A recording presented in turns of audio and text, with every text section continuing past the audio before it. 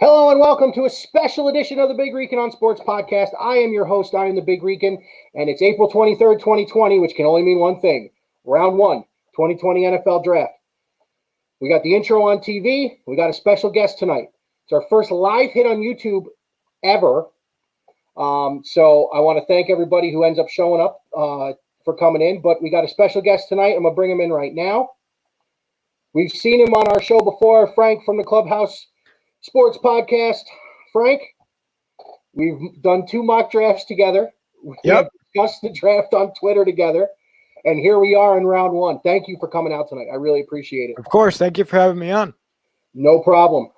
Now, we had kind of tossed what we were going to do before we got into the draft. Obviously, we know you and I were joking. It starts at 8, but we won't hear the first pick till like 8:30. So let's start with the big news. Obviously, we've all had to digest from ESPN and NFL Network and everybody else and their mother that, oh my God, Tom Brady went to Tampa. But now we get the big news that his running buddy has now gone with him. Do you see Gronk being more of a placeholder and a red zone guy because they have O.J. Howard? Or could Tampa trade O.J. Howard and try and move up the draft to get some help elsewhere? Well, there's tons of things to unpack here because Gronk's coming out of retirement. He lost a bunch of weight. He's not in football shape right now, we assume, but there's time to get back into football shape. So, like I said, tons of factors. Brady's also creeping up to 45, so we'll see how he plays. He's actually older than me, which is hilarious. Yeah, and he's playing NFL football at the highest level. There's that. But so I'm not going to answer whether or not Gronk's going to be an impact because I don't know. And I don't want to say, yes, he's going to come back and he's going to score a bunch of touchdowns. He's going to get a bunch of yards because not only is it an unknown how he's going to play, but there's also a bunch of things going on around him on that offense. But I think you could sell O.J. Howard to other teams as a commodity. He is a hot commodity once he leaves the Buccaneers because of his pass catching ability. However, he wasn't getting a lot of usage in Tampa Bay to begin with, and now you have Brate, who just restructured his contract, and of course Gronk. So I don't see his usage going up, even if they were to do 2 tight end sets. So I think you can trade him and get extra draft capital, maybe draft a pass catching running back with, in addition to Javon Kinlaw and an offensive tackle. Then you can get all 3 of your most pressing needs.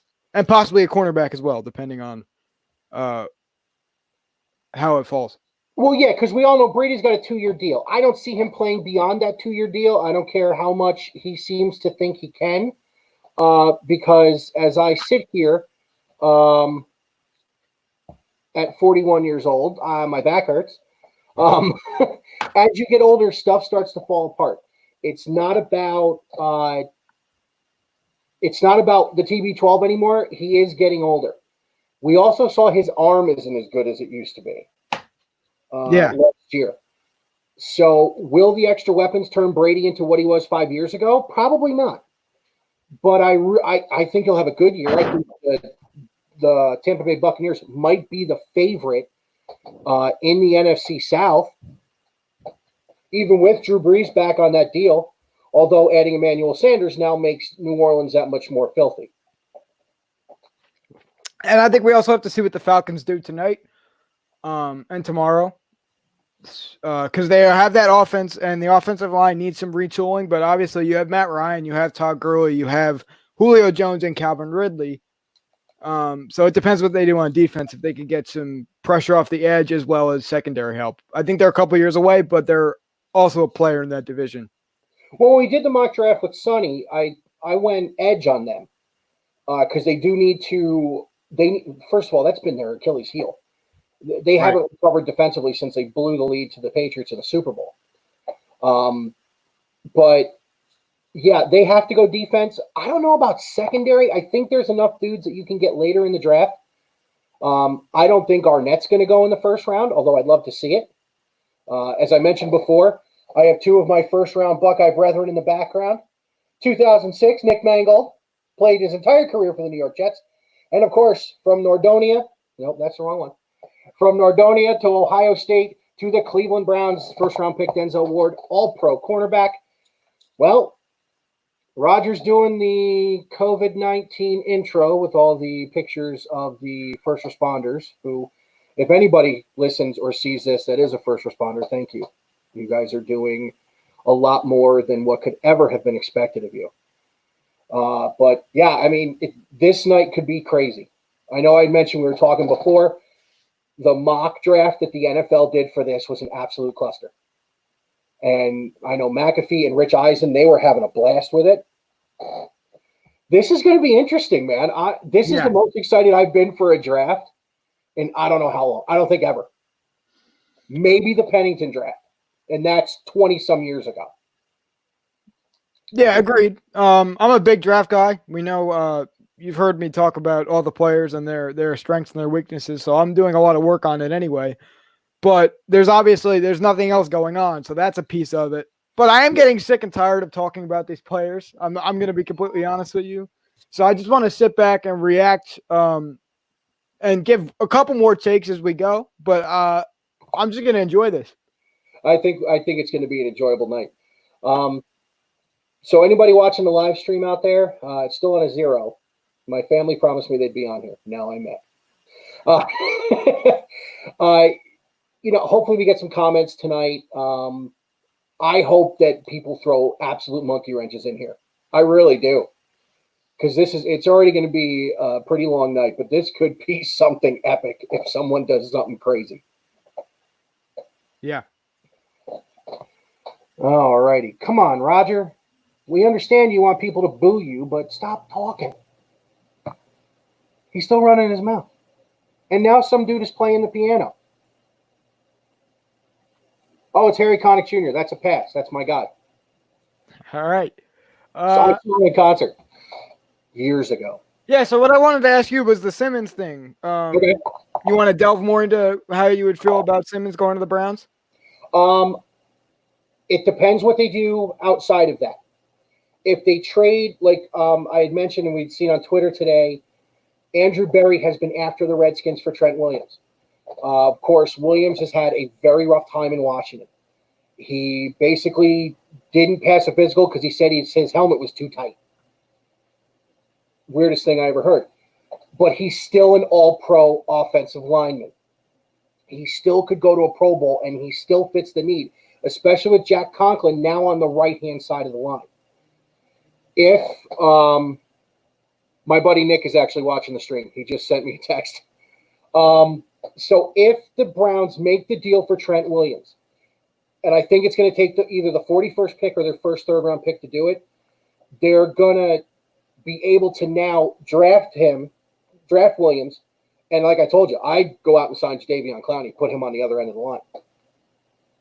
Because Garrett's going to be angry. Yeah. All right.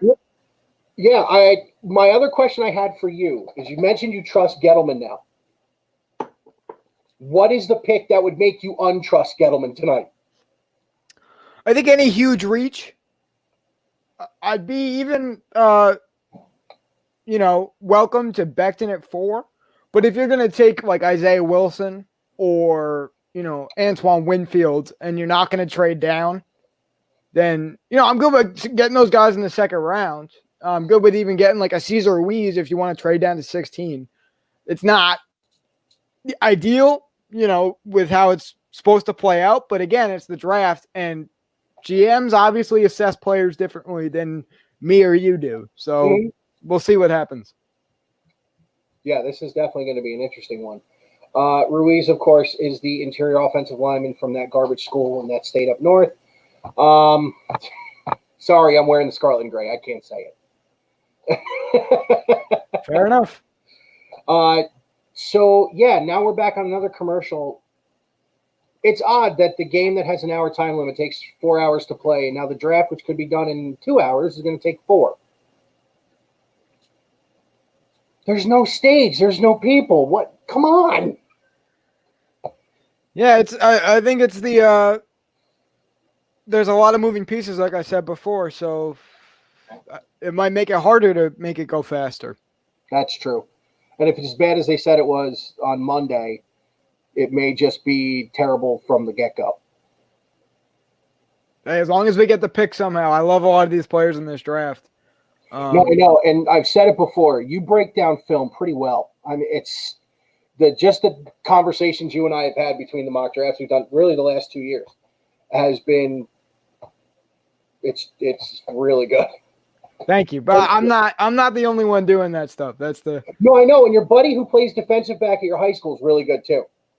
I didn't watch the whole thing. I watched part of it and listened to part of it, but you guys. I do this as a fan. He was breaking it down technical. It was nice. Yeah, as a player, yeah, that was pretty cool. And he's gonna be on the recap on Saturday if you're gonna do it. So then yeah. Okay, cool. So you get to talk to him. Nice. One other question for you, and it's not so much draft as it is basically going into the season. Everybody's been talking about all the teams' big needs for the year. Do you have a player in his second or third year that you think is going to step up and be the guy for his team?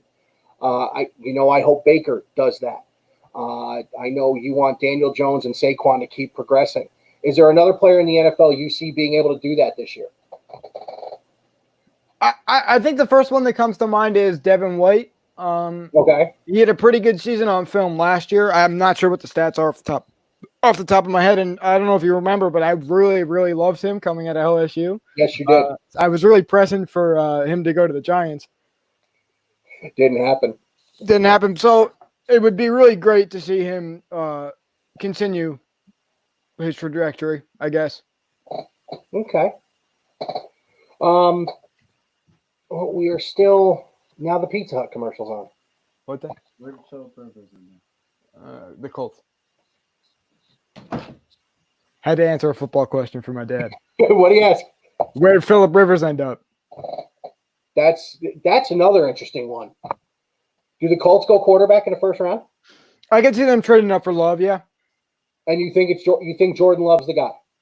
At that point, yeah, maybe you take Hurts, but I think Hurts. I don't know what Frank Reich. They could do some interesting things with RPOs, I guess, with Jalen Hurts, but I don't know if the whole team is built the way.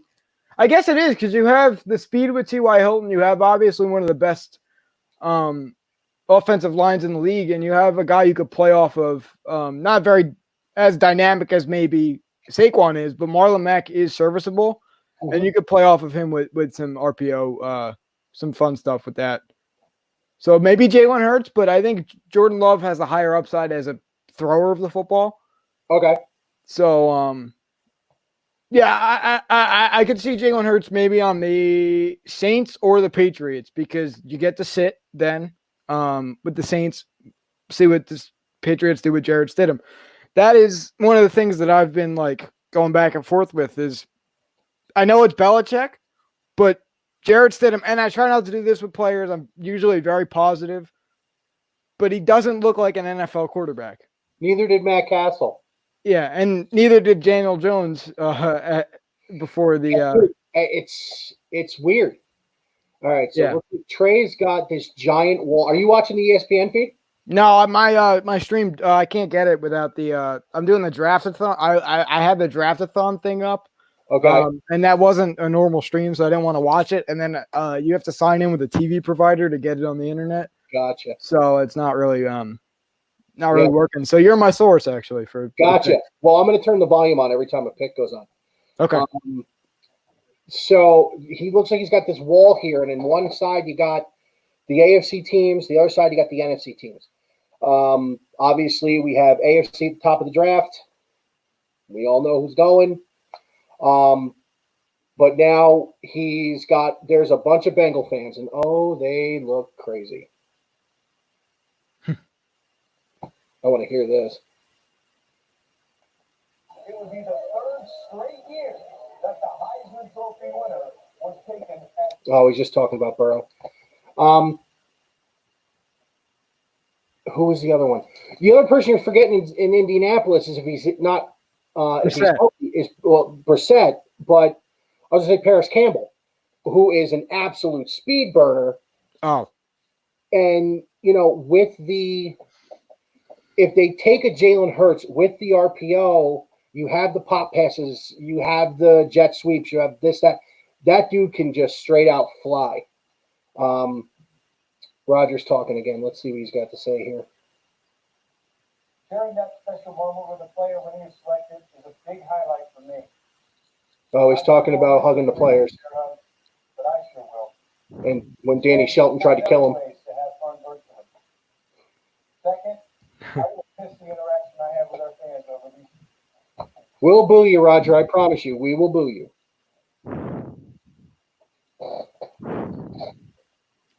Here we go. Oh, he's got live stream fans booing him right now. And that's Michael Strahan doing it. That's hilarious. so he's playing into the bit then. Yes, I can hear you from my basement, so keep it coming. Lastly, the best part of the draft is that it restores hope and generates optimism. This is great. Every team gets better through the draft. No, they Good don't. luck to every team. He said every team gets better through the draft. It's now my No, they don't. honor to announce that the first That's the hope, I think. is officially open. Well, the draft is officially open, and the Bengals are on the clock. Let's see if they do. Thanks very much. We told you we'd have some booze for you. Zach Taylor is there. There's no countdown on the clock, which Okay. usually is what, 10 minutes? 10 minutes, yeah. Yup. So you got Cincinnati and then Washington. Do you see Washington doing anything but taking Chase Young? I'm not the person to ask because we did a whole mock draft, the whole writing staff over at timeskewed.com. Shout out timeskewed.com. Go check out our articles. But we did a whole mock draft as a group, and we came in and out. And actually, our the site had took Justin Herbert at 2 to shake things up. I don't see that happening because I think Haskins, although it's a new coaching staff, although Ron Rivera might want to get his guy, I still believe in Haskins, even as a Giants fan. I liked him more than Daniel Jones coming out, and I think he could be a really good quarterback at this level. But, and obviously, I didn't even lead off with this, but Chase Young is probably one of the best players coming out that I've seen play football probably in the past, decade. Just so dominant, all the skills. I've gone over it plenty of times before, so it's really hard to pass up on probably the best player in the draft, unless you're getting like tons of picks. Yeah, no, I agree. And was it Kyle from out in the West Coast when we did the one with Sonny? Did the same thing, and he threw the monkey wrench. He took the quarterback at 2 for Washington, and then he had Detroit take Chase Young. With everything I'm hearing on Twitter today, I think Detroit's going to take Tua. I think Okuda's going to fall. Oh, if the Giants even took Okuda, I that's another one I'd be pretty stoked about. All right, there's a countdown clock now, but it doesn't look as long as the 10 minutes. And now everybody's on there. You got Irvin and Kurt Warner from NFL Network. Kuiper and his hair is there. Booger's there too, but I don't want to listen to Booger. Kuiper's going now. It looks like maybe they are giving him 10 minutes.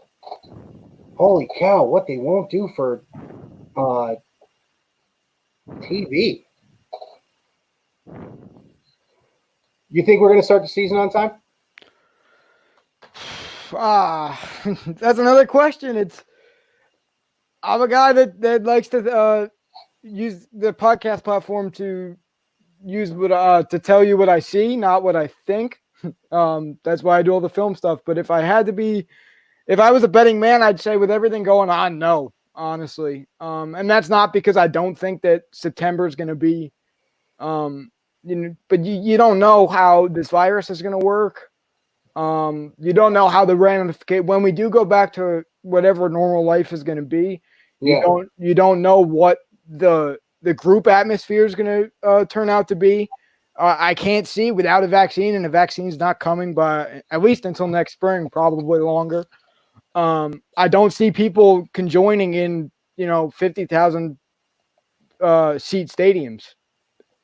No, I don't either. I want to hear somebody else's take on it. I don't think it's going to start either. Not for nothing, baseball is it's killing me. It is absolutely killing me. Yeah. I actually watched SNY do a sim on MLB 2020, and Gary, Keith, and Ron broadcasted the game. I watched the whole thing. It was Verlander and DeGrom in Houston. It was great. But that's where I'm at with baseball. Between that and playing on my own PlayStation, I need the fix. Yeah, the only sports I've been, obviously the only sports I like are football, and I'm with the jiu-jitsu. I'm really getting into grappling, but also just the UFC, and that's probably going to be the soonest to come back. So I'm really looking forward to that. But on the NFL note, I think that although I said the stadium thing might be an issue, obviously, we've seen that they're going to do a bunch of stuff. So obviously, you can stream games, have a controlled environment, like I think maybe the NBA still is going to do over the summer. I think they can figure something out, but it's just so hard. I don't know. I'm not the guy to ask. Obviously, I mean, listen, if I had a way to interview Adam Silver, I'd do it. All right, here's one for you off topic, since we're going to have to fill a bunch of time because for some reason there's still time on the clock. Yeah, they're going with the full 10 minutes. This is ridiculous. Have you watched the Bulls thing yet? Yeah. Yeah, I haven't watched it yet. Oh, you haven't? No. Obviously, you lived through it. So, did you guys know, or did the public know? Did basketball fans know that Jerry Krause was that way, and that he was kind of a jerk? Yeah, jerk, a standoffish guy, etc. Everybody knew. Everybody. It wasn't hard to figure out when you're arguing with a guy who's brought you 5 titles, and you're ticking off the guy who's about to bring you 6. That's my buddy Nick. My buddy Nick is a big Bulls fan and a big Jordan guy. Him and I argue Jordan LeBron all the time. He just texts me, yeah, we knew. Because remember, Krause didn't just own the Bulls. Krause owned the White Sox too. Did he? Oh, okay. That connection makes sense. All right. So yeah, we all knew Krause was a jerk. But the problem is he was winning. Because you figure in that 6-year window, even when Jordan went away, he won 6 titles with the Bulls. The White Sox won an Old American League Western Division championship and played Toronto 93 in the playoffs. Yeah, what he did do to Pippen was wrong, Nick. I agree with you. Nick was telling me the other night, Scottie Pippen was 122nd ranked payroll player in the NBA in that final season. But he was on the top 50 of the first 50 years of the NBA. The guy was a throwback to, Comiskey, who is the guy that caused the Black Sox scandal. We have, is that 7 minutes? Oh my God. Yeah, I think it's just kind of ironic to me. Maybe not ironic, but that you have all these guys, that you have Jordan, who is willing to give that footage up for a documentary. He agreed to this. You have all those guys still alive and able to tell those stories. But the one guy that it's going to be focused on for the first couple parts of this documentary is unfortunately passed. Yeah. And whatever kind of person he was, obviously rest in peace. He seemed like he struggled for a long time with, he was what, 5'4" and probably a bit over a buck, maybe a couple. There was some serious Napoleon complex going on with that guy. Yeah. So, no, and the other thing that kills me about that run with them is when they did the footage. I told Nick this the other night. Do you know who the head of NBA media was that year? No. Adam Silver. Oh. Do you know when Jordan okayed this footage being put into the documentary form? Under 10 years ago, right? Like recently. June 19th, 2016, 5 minutes after LeBron James led the parade in Cleveland. And the pick is in. All right. So they're talking about Burrow and all his stuff in Athens. And, he put up with the name on the back, the Burrow, with spelled like the Bayou. And he just looked at he's got a Bengals hat in his hand.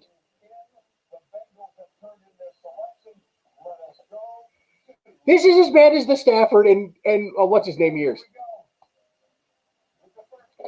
The 2020 draft, the Cincinnati Bengals select Joe Burrow, quarterback, LSU. And the least amount of speculation of the night is over. Joe Burrow is the number 1 overall pick to the Cincinnati Bengals. The 3rd consecutive year, the Heisman Trophy winner goes number 1 overall. Of course, we start with Baker Mayfield to the Cleveland Browns in 2018, Kyler Murray to the Arizona Cardinals in 2019, and now the kid from Athens, Ohio, who wasn't good enough to start at Ohio State. Joe Burrow goes number 1 to the Cincinnati Bengals. Frank, we all knew it was coming. Yep. What do you think? Well, I said it in our one-on-one mock draft for my podcast, and obviously, what else is there to be said?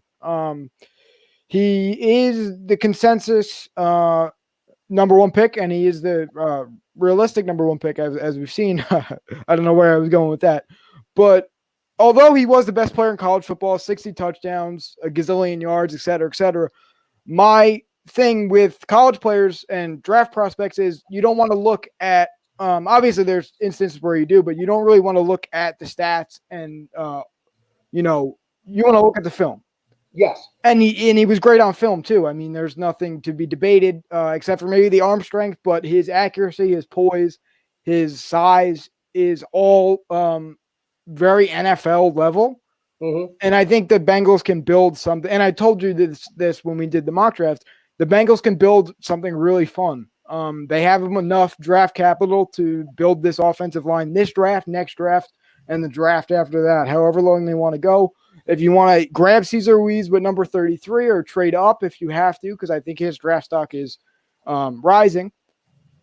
And obviously you have Joe Mixon there and Zach Taylor, who you could, like I said, with his own, replicate the Rams with Jared Goff and Todd Gurley and Sean McVay. You can. It's very similar if you could build a solid offensive line in front of them. And I'm very excited to see what the Bengals do.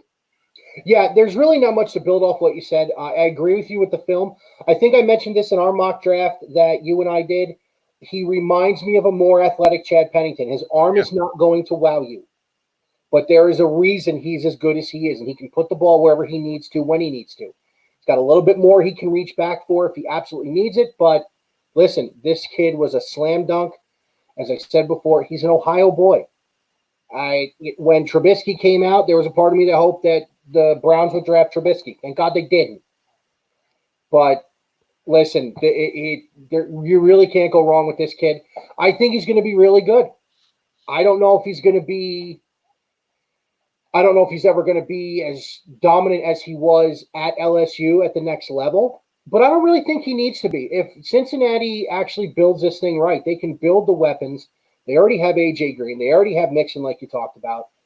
And they can make this thing pretty good. And they're showing him getting drilled against Florida. He can take a hit, too. He's a big boy. Yeah, I mean, like I said, I think we're probably underselling how good he is by just repeating ourselves. Mm-hmm. But he is that good. And I have an interesting question for you, and it's interesting given the circumstances. Obviously, this is pure speculation, but that's the game, right? We're trying to have fun. Who do you think is going to be the best quarterback out of this class? Not your boy.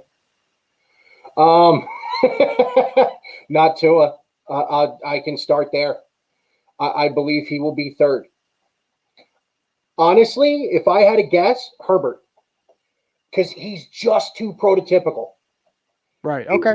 And I watched you know who he reminds me of? I'm not saying he's going to be this guy. He reminds me a little bit of Ben. Okay. With a little bit of Ben with a better head on his shoulders. And Nick has told me he has an undeniable desire to succeed, which I think Burrow fits perfectly. And he thinks it's either Burrow or Herbert. If I had to go these two, I'd do Herbert 1, Burrow 1A. But I think it matters where Herbert lands. If he lands somewhere where he has weapons, I think Herbert can be better than Burrow right away. Okay. So would you say that is that's the Chargers then? Honestly, it's Carolina. Yeah, I think you put a guy like Herbert who can do it all and has the arm talent with a Christian McCaffrey, and you build the wide receiver because their wide receiver core is marginal at best. Mm-hmm. And you build their wide receiver core, you're talking about an elite off. You're basically talking about the team Cam took to the Super Bowl. Right. Actually, I think you'd have to build a little more on defense for that to happen. Yeah. Because they were a very prolific defensive team that year. However, Cam, was record breaking, but you also had Kawan Short. I'm blanking on the secondary. Their leading cornerback. That was a while ago. I was 14. I don't, it's younger than that. Yeah, 13. I don't know. That was I was a part of that group of kids who was probably very high on Cam, and I use that adjective now, but I wasn't using it back then. Because he was a very flashy player. Not who's the corner that Carolina got rid of? He went to Washington. Oh, Josh Norman. Yeah, it was Josh Norman. Was the corner. Yeah. I knew you'd remember. Yeah. Yeah, he's not on a team right now. Oh, he's on the Bills right now, I think. That's right. Yeah, my buddy's telling me he likes Green, Boyd, Rose, Tate, and Mixon to go with Joe Burrow. That's pretty tough. And you got the big hoss in the middle, the offensive lineman Billy Price from Ohio State. Sorry, I got to do it. Right. Like I said, I got my boys behind me. See, no, I was good. I was really with Billy Price was that 2018, and that was really the first year I was really putting time into the draft. Mm-hmm. And I liked him, and I liked his mobility. I liked his strength. Obviously, a lot of the traits Cesar Ruiz has, but he's kind of been disappointing for the Bengals. Statistically, he's had a hard time staying on the field. Yeah. So if they do go interior offensive line with Ruiz, I keep name dropping, but I think that the Bengals, if the Giants or the Cowboys don't get him, that's the team that Ruiz would go to. I got you. But maybe you move him to guard, or maybe you just trade Billy Price. I don't know what. I move him to guard. I move him to guard, but I don't mean to interrupt you. But Chase Young's on the phone, and the pick is in. And by the way, it's Ross, not Rose. I read that wrong. John Ross, yeah. Yep, I read that wrong. So now they're just waxing poetic, but let's talk about this will be the third consecutive edge rusher to come out of Ohio State to go in the top 3. Yeah, no matter what happens, yeah. He was just on the phone. And you'll have 3 Buckeyes in Washington with McLaurin, who was an absolute stud. Another overlooked second-round Ohio State wide receiver, Michael Thomas. To go with Haskins and to go with Chase Young, which I think it's in. But here's the pick. Here's Roger. With the second pick in the 2020 NFL Draft, Washington Redskins select Chase Young. Chase Young, Ohio State. All right, no surprises so far, and I don't think I will be surprised because I've prepared myself for anything to happen. But on Chase Young's footing, I think that he obviously another guy. There's nothing to be said that hasn't been said already. I think the only thing that could be said now that he's firmly in Washington is that Montez Sweat off the edge with his length and his agility and his bendiness. And then you compare that with Chase Young with power and agility and his hand placement and his use of hands that is already so advanced. It's going to be fun, and it's a good pairing. I agree. The big thing about Chase Young is you're talking Bosa Young in the top 3. And the cool thing about Chase was when Nick Bosa got hurt 2 years ago, he had to step in, and he did it. You had the big win against Penn State when he ended the game. And then you have this year. You 16.5 sacks, being suspended for 2 games. A lot of the draft people had said, he'd go number 1 if he didn't fall apart in his last 2 games. If anybody paid attention and watched the tape, which I'm pretty sure you did, they were double and triple teaming him between Michigan, in the Big Ten championship game against Wisconsin because he absolutely annihilated Wisconsin the first time. And then, of course, against Clemson, he was getting double and triple teamed. And the 3 times he hit Trevor Lawrence, he knocked him down. Yeah, yeah. It's funny because when I was putting together my final mock draft, which dropped on Tuesday, I think I put it out. But I was putting together clips for the YouTube, and I went right to find Chase Young clips. I went right to that Wisconsin game because I knew that was going to be the one where I could find. Oh, first quarter, yeah, I could just pull a couple from here, and he's going to be in the backfield plenty of times. So I'm just gonna go with that. Yeah, that in Penn State. But you know what they just showed? They just showed the Big Ten championship game when he ran down Jonathan Taylor on that 4th down play. Mm-hmm. And here's the other thing, too. They didn't just keep him on the ends. He played some stand-up in the middle. He played some down linemen off the edge, too. This guy could play all over that front line. Mm-hmm. And God forbid they turn him into a 3-4 linebacker.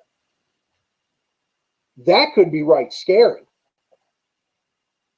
I don't think that's the best use of him. I think obviously edge rusher is because of that the use of his hands and the way he can just blow past his assignments with side to side agility and the power and the functional. It really just comes down to technique and functional strength with him. I mean, he's strong as an ox and he knows how to be an edge rusher already. So I mean, there's a reason he's going number 2 overall. So yeah, and he can play. He plays well in the run game too. Yeah, just showed a couple of those.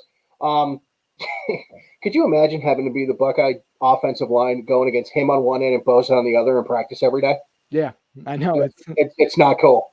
The big comparison they're putting up now is Jadeveon Clowney. You think that's a apt comparison?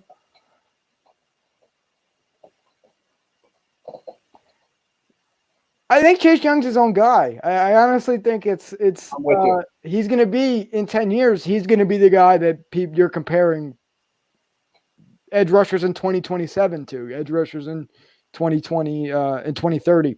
Yeah. That's 10 years. That's crazy. Joel Klatt said he was the only one in this draft he saw with gold jacket potential. Yeah, and a guy from PFF said that too. I think Mike Renner said. Oh, did Renner say that too? Yeah. Well, the pick is in at number 3. If you had to put, if you had to put, your boys are on the clock.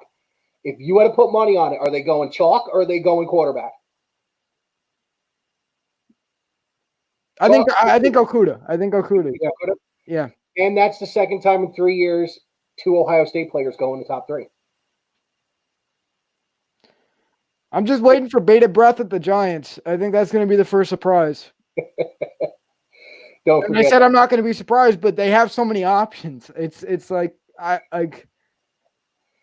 Patricia's putting the picks in with his kid. Oh boy, that's awesome. A kid from the area I live in up here actually is the. Here we go. With the 3rd pick in the 2020 NFL Draft, the Detroit Lions select Jeff Okudah. They went chalk. Jeff Okudah. Maybe the best cover corner in the last couple of drafts out of Ohio State. He is, you and I talked about him, and I'm pretty sure you and I, when we did our mock, what was it, right after the Super Bowl? The day after, yeah. It was the day after the Super Bowl, and this is what we said. We said Burrow's going 1 to Cincinnati. We said Chase Young number 2 to Washington, and we said number 3 was going to be Jeffrey Okudah. Yeah. Out of Grand Prairie, Texas. He was the number 1 corner in the class of 2017, according to ESPN. He goes to Ohio State, so we see Urban Meyer's reach is still there. Listen, he can shut anybody down. And he proved it the last 2 years at Ohio State. And first of all, I'm not going to take too much credit for predicting the top 3 correctly because, I mean, it wasn't that hard. Well, but in terms of Okudah, I think the only thing I haven't mentioned, I mentioned all his traits and some of his weaknesses. I mean, he can get beat off the line sometimes, get lost in his routes. But in terms of positives and fit, obviously you have the shutdown corner ability, but he's also moving right into a cover 1 defense that you said you listened to Nate's breakdown. That is what Darius Slay did as soon as Matt Patricia came. So you're just sliding him right in there with a lot of the same shutdown technique. Yeah, and that's why I thought he was the natural fit here, especially Matt Patricia, because if you remember those New England Patriot defenses, and of course Patricia came from the Patriot system, they weren't built front to back. They were built back to front. And of course, Darius Slay, where did he end up again, Frank? Eagles, I think. Oh, yeah, the Eagles. Sorry. So having losing Slay or getting rid of him, whatever they did, I can't remember. Both. Yeah. So losing Slay, they needed to add that shutdown corner, especially in that division, because I think the Packers are going to go wide receiver, which means now Aaron Rodgers is going to have a weapon. Not that he didn't have him last year. But yeah, I like Okudah here. I also like the fact he's not afraid to run up and slap somebody. Oh, yeah. Very. He's physical in the way. I think that he's a good tackler, but he can also separate the ball from the receiver really well. Yeah, he did that in the Fiesta Bowl, and look what happened. Yeah, I can't. And I think that kind of pass interference is going to get called a lot. That was a fumble. You know, it's funny. I have an Ohio State shirt I had custom done with the Fiesta Bowl logo on it. It's the jersey they did. It's a long sleeve T-shirt, and it's got Big Rican on the back and the 18 for the year I started the podcast. I was hoping it'd be here. All right, so we're done with the first three. It looks like we're getting to our first commercial break. Of course, Frank's Giants are on the clock. So let's bounce off the draft and go to something else while we're waiting on the exorbitant commercials the NFL is doing. Let's hit a little NBA. Okay. If you had to pick it today, is LeBron James the NBA MVP? Yeah. Just what he's done at point guard is incredible. I think that's what's the scariest for me is that he'd win it as a point guard. It's not even cool. Again, I'm a Cavs fan. It's not about being a LeBron guy. The next time we do basketball one, you and I'll have the Larry Nance Jr. jersey on for you. But I watched as much Lakers as I could. I watched a lot on YouTube with now nothing going on. I like it. I think he's the guy. Where do you see, if they come back, who do you think is going to challenge the Lakers out of the East? Does Toronto have another run in them? Are we talking Kemba Walker and the Boston Celtics? Is Giannis going to get a finals match against LeBron? I think the Bucks is the correct answer, just because not even I don't know, but he's just so dominant, and the way that team is built, we saw last year be introduced. I think that's a winning formula. Yeah, me too. Obviously. What do you think the overall problem with the Philadelphia 76ers is? Spacing still. Simmons starting to put it together, but it hasn't fully clicked where they're going to be that next level. But I think they're still almost there. Okay. They're right on the precipice, I guess. That's a big word for this late at night. Yeah, I pulled that from way back here. Yeah, that's from I'm going to school online because of the virus thing right there. My buddy just actually sent me the text as you and I were talking. He said, just one word, Giannis. For MVP. Or for the I believe he said MVP. And to answer Nick's question, because he's watching, I do like LeBron, but I'm a Cavs fan. I'm not a LeBron fan. I don't follow him where he goes. I stick with the Cavs. And yeah, I think he's going to win the MVP too. 6'9", 280 or 260 point guard. That's crazy. Yeah. So did you do any baseball studying? Because I know you said you were going to look into doing that going into this year before everything started.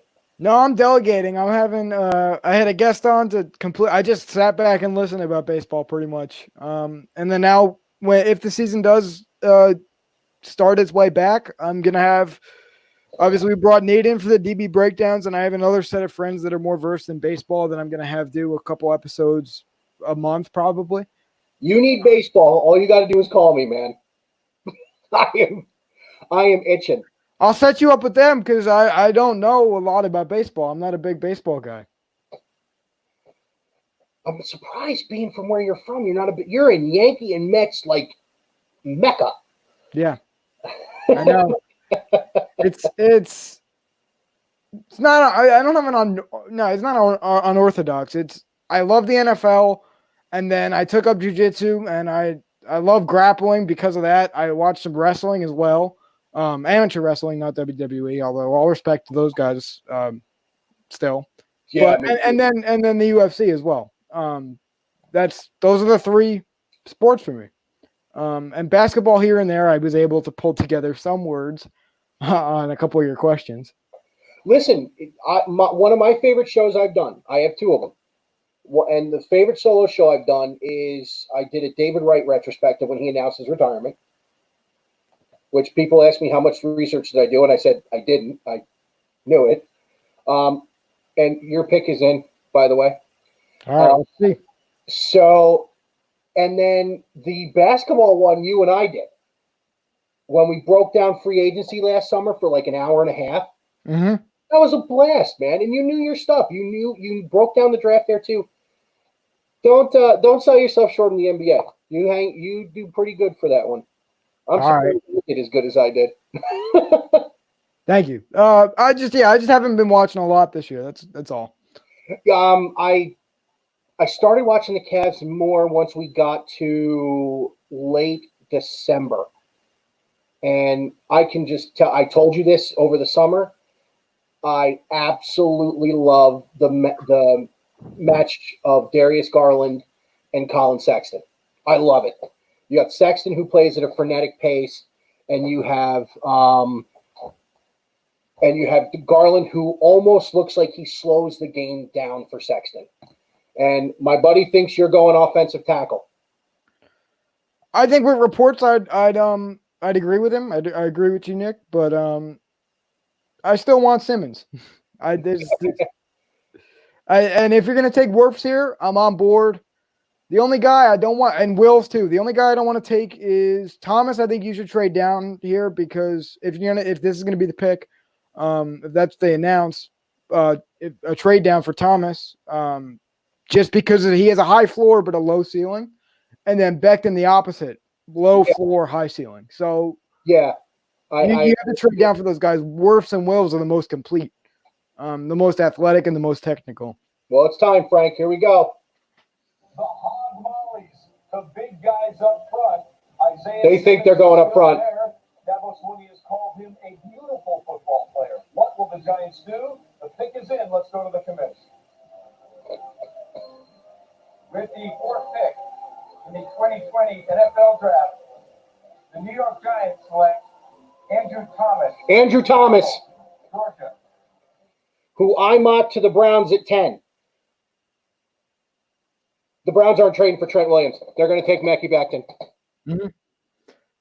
Let me give you a little background on Nick real quick that I've been going back and forth to. Nick and I are actually 5 hours apart in age. Oh, wow. We were both born, he was born before Super Bowl 13 in January of 79. I was born after the game. Oh, cool. People wonder why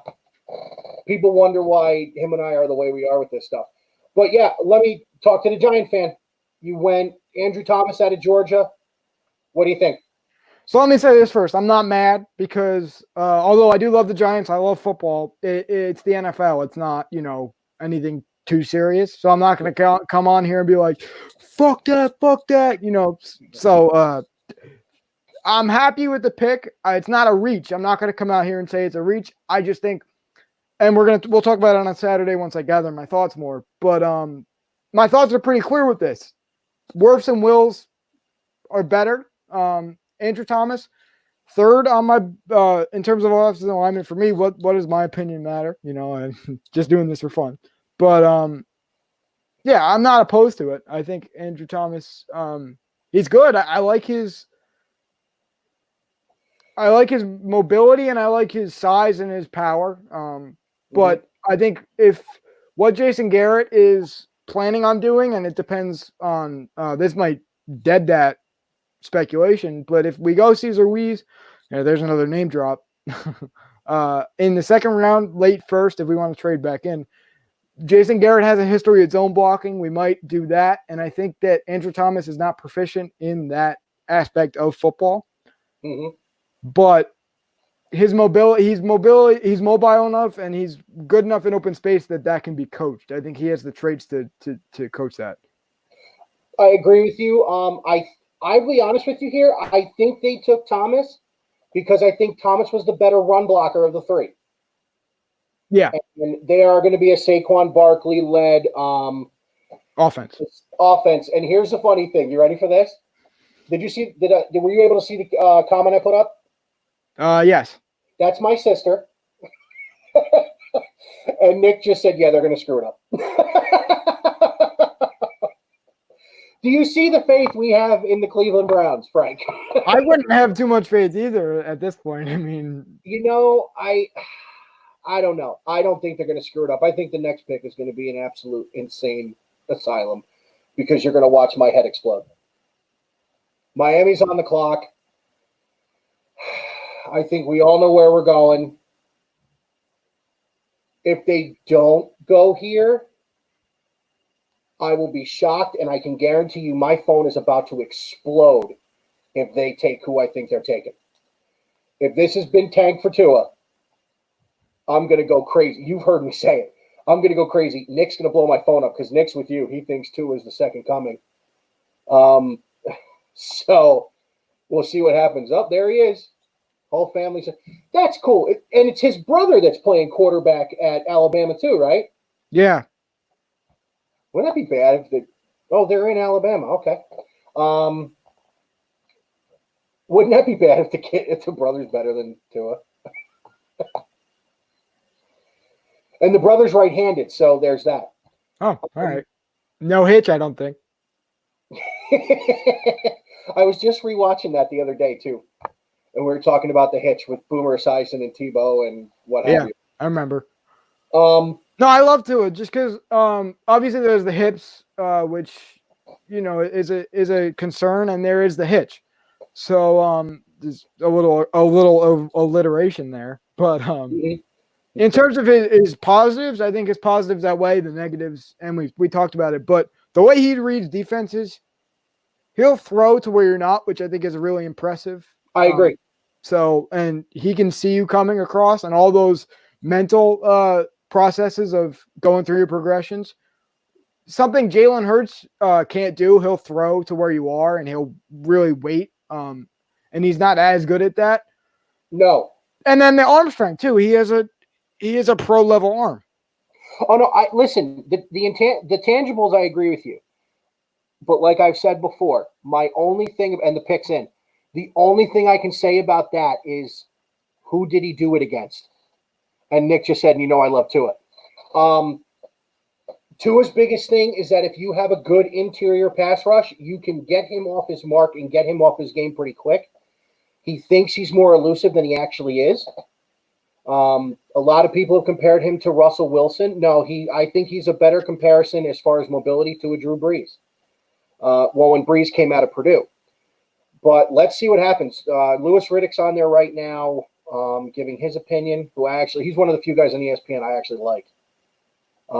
When I was working from home today, I had my phone was off here, playing kind of low.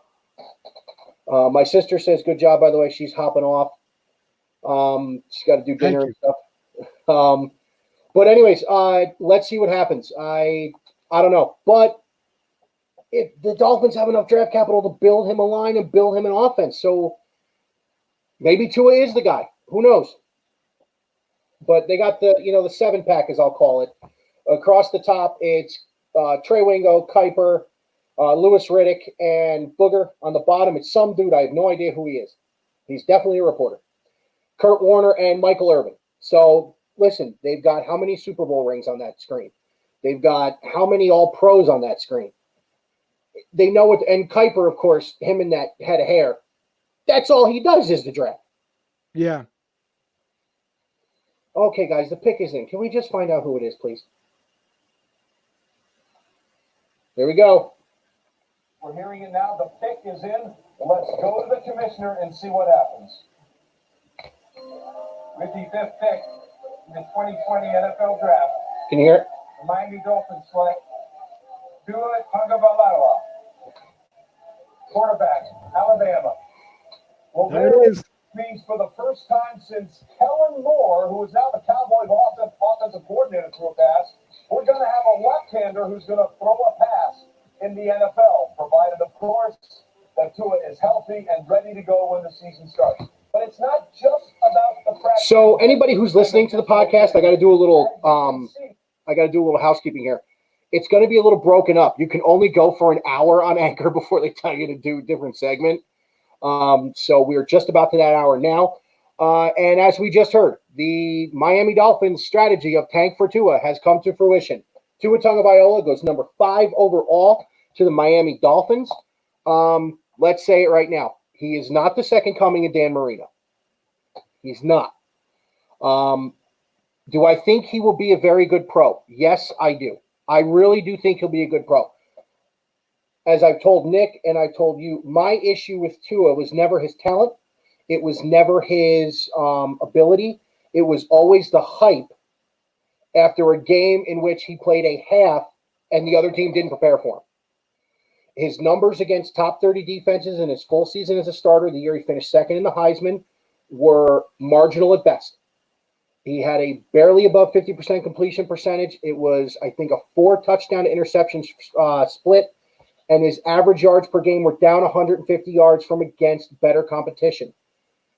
There are no citadels, and there are no there are no citadels. There are no Eastern Carolina A&Ts in the NFL. How he does from here remains to be seen. But you're the Tua guy. What do you got? Like I said, I've said it plenty of times. The arm strength, the reading the coverages, that outweighs what I see because I'm the film guy. I'm not the film guy. I'm a film guy. You're the film guy out of the two of us. Yeah, we'll say that. So yeah, I just think that's obviously, or in my mind, that's more important, especially for a guy coming out. Once you get into the NFL, production plays more of a factor. But since they're at the beginning of the process, you have to look to me at the film, but these are very valid concerns from you. I think on his behest, I guess. So, like, I can't say no, you're wrong because we're both right. It's just a matter of who. It's perception. Triumphs. Yeah, it's perception. Yeah, and listen, I'm not the type of fan that wants any of these guys to go out and be absolutely terrible unless they play for the Steelers and the Ravens. Sorry. But I don't want any of these guys to be terrible in the NFL. I don't wish that on anybody. Now they're talking about his touch on the deep ball. They're comparing him to Steve Young. That's an apt comparison. If you're talking about all-timers in the NFL, I think Steve Young's an apt comparison. Although Young did not have a hitch in his delivery. I'm talking like he's pitching. But yeah, no, I hope Tua is great. You know, I hope he plays well. I just don't personally see it from the things I've watched when I've had a chance to watch. I mean, it's obviously I'm a Big Ten guy. Don't really like or watch the SEC that much, but what I have watched, there are a lot of things I like. I just never saw him play really great against top defenses, which you've seen out of Herbert. You've seen it out of Burrow. Even you've seen it out of Jalen Hurts, just more legs and arm. All righty. Oh, you know, Boomer's got more touchdown passes than Steve Young? Really? Yeah, he's got 247. Young's got 232. These are the top by left-handed QBs. Ken Stabler, 194. Mark Brunell, 184. And, of course, the man who changed the game, Michael Vick, with 183. Well, we got time because Mort's on there now and the pick's not in for the Chargers. So what else you got? Hey, since you like the grappling thing, you're going to wrestle next year? Probably, yeah. Nice. Yeah. Well, if we depending on the outcome of all this, That's true. school, I don't know, but yeah, that's the hope. Very cool. Very, very cool. That's something you mentioned the WWE guys later. A lot of them have amateur wrestling backgrounds. Yeah. Brock Lesnar was an NCAA champion. Of course, Kurt Angle won the gold medal in '96 in Atlanta with a broken neck. Yep. Broken freaking neck. Yeah. Yeah, and then Brock ended up being a UFC champion. So that's as legit as you're gonna get. I watched the fight when he beat Chuck Liddell's face in. Yeah. I don't watch UFC fights as much as I am half Irish. I like Connor, but it's not something I do. But yeah, it's Brock's insane. Oh, man, talking about Aaron Rodgers now. Yeah, that was out of prime Chuck, but still very impressive. Now they're bringing on Brady Quinn. Oh, God. All right, let me hit the bathroom real quick before we get the next pick. All right, cool. So Frank's going to step away, so I'm going to talk for a minute. We're going to talk about just what's coming up next. We have the Los Angeles Chargers, who are in desperate need of a quarterback. We have the Carolina Panthers. Listen, Carolina has now parted ways with Cam Newton. They have backed up the Brinks truck for Christian McCaffrey, and they have brought in Teddy Bridgewater to be the heir apparent. In our mock drafts, guys have gone everything from defense to wide receiver to offensive line with Carolina. Me personally, with Bridgewater's injury history and the fact that you just paid Christian McCaffrey, you either need more weapons or you need a better line. That's where I'm going to go with that. Arizona is going to go line to protect Kyler Murray. I believe that at 10, the Browns are going to go line to protect Baker Mayfield. With Thomas off the board, I had mocked Thomas to the Browns. So we'll see what ends up there. And Frank is back. Nice shirt, dude. Thanks. You're welcome. I like the smiley face is nice. Hey, who's at 9 again? The Jaguars. Are you a Gardner Minshew guy? I don't know if I am or not. I think that he's going to be a guy who is going to need everything around him to work. So if they can get that offensive lineman at 9 or 20, if they can get even I think the defense, if talent in this draft is so potent that you have Derek Brown, Javon Kinlaw, and then later with the linebackers. I missed the announcement talking to you about your shirt. Justin Herbert just went to Carolina. I'm pretty sure. He's looking at the pick's not in yet, but he's looking at his phone. His family was just hugging him. I wonder what that's going to be. Who went to the Chargers? Oh, no, I'm sorry. Herbert went to the Chargers. Oh, okay. Yeah, so Herbert goes to the Chargers. What do you think? I'm higher on Herbert than I think a lot of people, most people are. I just think that arm strength and that size and all the prototypical stuff you were talking about is really impressive. So obviously there's that boom or bust. Either scenario could play out, but again, any quarterback could be boom or bust. That's true. So let me ask you a question about Herbert that's never been mentioned. Are Herbert's numbers and his play at Oregon, were they more highly scrutinized because of Mariota? I don't think so.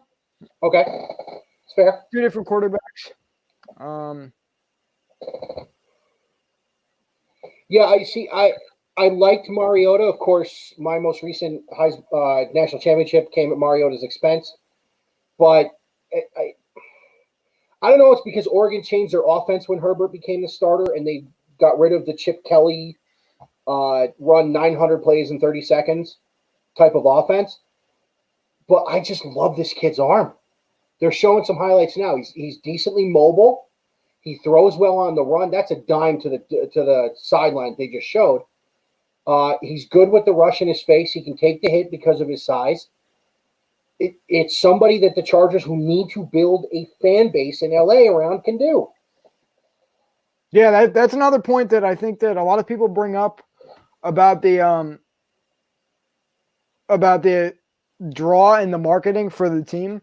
Mhm. That I think that is a little overvalued when you're looking at draft prospects. I mean, Bill Simmons talked about Tua to the Raiders and Tua to the Chargers. Most of his selling points for that were that we're moving to Vegas, we need a guy to sell tickets, or we're moving to LA in this new stadium, we need a guy to sell tickets.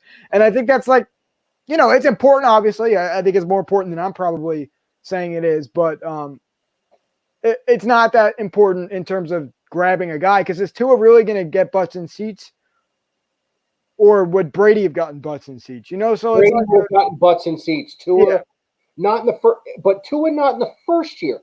I think if Tua would have had a great rookie year and then built on that, that's when the butts would have been in the seats. But the pick is in at number 7 for Carolina. I don't know if you heard me when you stepped away for a second. I actually was talking about what I think they're going to do. I think Carolina is going to go O-line here to okay. protect their investment. Um, sorry, I'm reading this thing from Nick. And here's some symmetry for you. You know the starting quarterback for the Chargers is right now? Tyrod Taylor. The last time Tyrod Taylor was a starting quarterback going into a season, who did that team take in the first round? Baker Mayfield. Baker Mayfield. Not saying that Herbert's going to be Baker in his rookie year, although Baker's rookie year was pretty impressive. But yeah, Tyrod is a good guy to learn from, apparently. So there's that. Mm-hmm. Hey, let me ask you this. Let's talk free agency a second. We talked about Case Keenum. Bringing Case Keenum to Cleveland to back up Baker. What do you think? Especially with Stefanski. On my personal recap on my podcast, my friend who's kind of low on Baker was saying that you need Case Keenum to start, and we were berating him, me and Nate actually, because that's kind of The guy broke Peyton Manning's record in 13 games. yeah, it's just yeah. So we put that to the side, but that's an interesting that you bring that up, because you did bring up the possibility of maybe what are you saying in the fashion that Case Keenum, like, what do you think he brings to the table? I think he brings an understanding of Stefanski's offense better than anybody else. I mean, think about it this way. Case Keenum was the guy who threw the pass to Stephon Diggs in the Minnesota Miracle. Mm-hmm. It was a record-setting offense, and that was when Dalvin Cook was hurt. So Right. Keenum understands the playbook Stefanski's going to bring in. And I know Stefanski's the head coach, and we talk about he thinks Judy's going here. I think bringing in somebody who understands Stefanski's playbook is going to be big for a guy who's trying to come off a bad year. But when you put Case Keenum in that room, you also are putting somebody with that kind of knowledge in the same offensive room with Njoku, Cooper, Chubb, Kareem Hunt, Odell, Jarvis. That's a Hollywood Higgins. That is a huge advantage to that offense to have a guy who knows it that well. And then you put that knowledge in Baker Mayfield's head, who I think is a better athletic quarterback than Case Keenum. The Browns offense will not look like it did last year. Oh, I agree with you on that. I think especially if you take a Becton or a Wirfs or a Wills at 10, whoever's going to be there. Let me ask you this. Knowing what the Browns have on offense, would you take a better run blocking offensive lineman, or would you take a better pass blocking offensive lineman? I'd say pass blocking. Just because of Baker? Just because of Baker. Nick Chubb, I think, is great, obviously, very dynamic. But how many teams are going to do that run-heavy thing where we're going to do the mass protection and then we're going to let our runners do the work? I think, and let Baker play off of that, which I think would obviously Baker would reap the benefits. But I think he's talented enough, especially with the weapons they have, to be the catalyst for that offense and not necessarily Nick Chubb. But I mean, it's a toss-up too. So, like, you could go either way. What would you say? What would you prefer? See, I'm on the fence. I can see taking the better pass blocking offensive lineman because of I believe Baker can be elite. You're talking to an Ohio State fan who watched him shred us in our house a few years ago. But at the same time, when you have a backfield with Chubb, with Hunt, and if they do what I did in the mock and take Jonathan Taylor, when you have a backfield you can play up, especially when you see what Lamar Jackson did in Baltimore, and you see what the Browns did to Baltimore with a run-heavy attack in the game in Baltimore, you can make an argument, especially with a dynamic defense, that you can play ball control. But the pick for Carolina is in. Hang on one second. Isaiah Simmons. I'm going to go out on a limb. From Commissioner Roger Goodell. I think they're going online. Come on, Panther fans. Boo! Shut up, Roger. 57 picks in the 2020 NFL Draft. Carolina Panthers select Derek Brown. Derek Brown. Defensive tackle. Yeah. Auburn. I had a feeling they would go one of the two lines. I don't like the line they went to. Not saying that their defense is good, but I want to protect Teddy Bridgewater. The knee is still something I'm thinking of. So Derek Brown, what do you think? I like it because you need talent on the defense. You're rebuilding a defense that needs to be rebuilt. Derek Brown is a good place to start. We'll put it that way. He's another guy who you talked about Chase Young facing double and triple teams and still bringing pressure and pushing the pocket. Agreed. Derek Brown not only does that, but he is more powerful. He has more functional strength, and he has better closing speed in the run game. And he has better. He is a bigger. What's the adjective I could use for motor? I don't know, but he is an electric motor. We'll put it that way. He's not better than Chase Young, but he's pretty close. I think he's underrated in terms of when you're stacking up these guys, in terms of talent. Best interior defensive lineman in the draft? Yeah, and I'm high on Kinlaw too. I think a lot of people are seeing Kinlaw fall to the 20s and to 31 with the Niners, but he could go anywhere from the Bucs at 14 to the Niners at 31. And I like him a lot. Kinlaw with Bosa? Yeah, they might have to take him at 13 for that, though. Are you serious? That would be dangerous. That would be scary. Mm-hmm. The only thing scarier than that was when I used to tell Nick that I thought Joey should have stayed an extra year in school and played bookend with Nick. Oh, God, we would have won another national title. Yeah. All right, so far, really the only surprises are Thomas and Brown. But both surprises still fit the needs the teams had. Yeah, Brown's not a surprise. I think Brown's a surprise to Carolina only because of what Carolina's done in the offseason with bringing in Bridgewater and paying insane money to Christian McCaffrey. Oh, yeah. Dude. Got that quarterback money. That boy, no. You can't even just call it quarterback money. I mean, Zeke's going to be yelling at Jerry Jones any minute. But as much as I love Zeke, he's not Christian McCaffrey. That scares me for what I think the Giants might do for Saquon. That's Saquon's going to have to do the Giants are going to be Saquon and 10 dudes you never heard of. Yeah. All right. So is Drew Rosenhaus really his agent? And there's a lot of people there. What happened to social distancing, guys? What the heck? Oh, Gus Malzahn's happy. They got to. Oh, we got to see Saban's face tonight. Come on. I'm getting up for a second. Be right back. All right. This is the old man thing I was telling you about.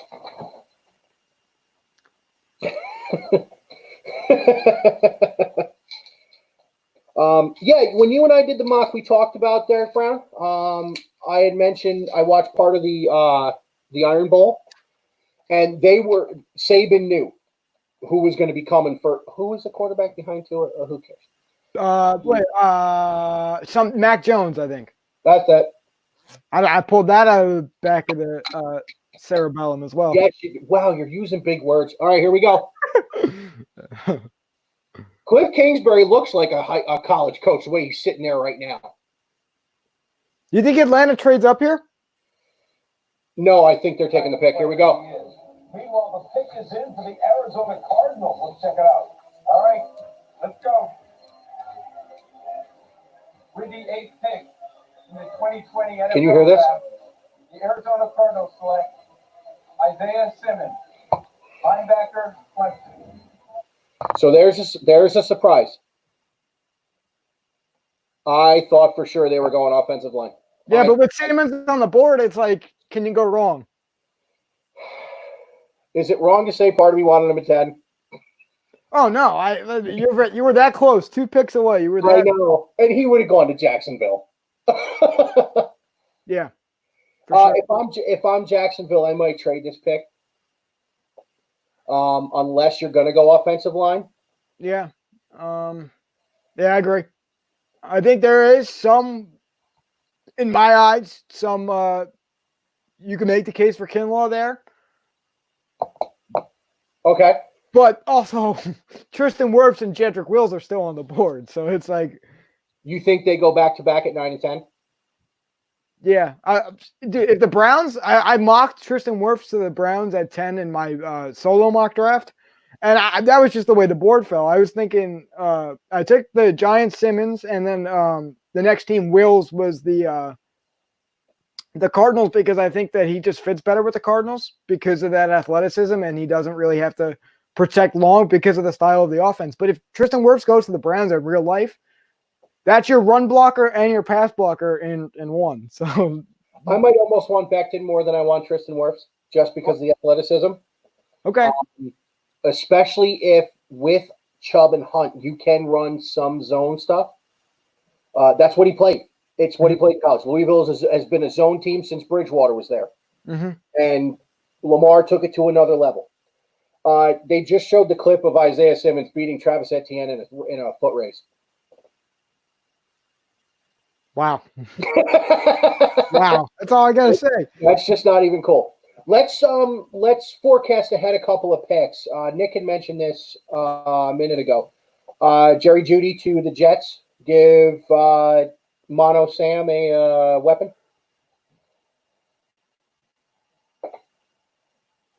Oh, you froze on me.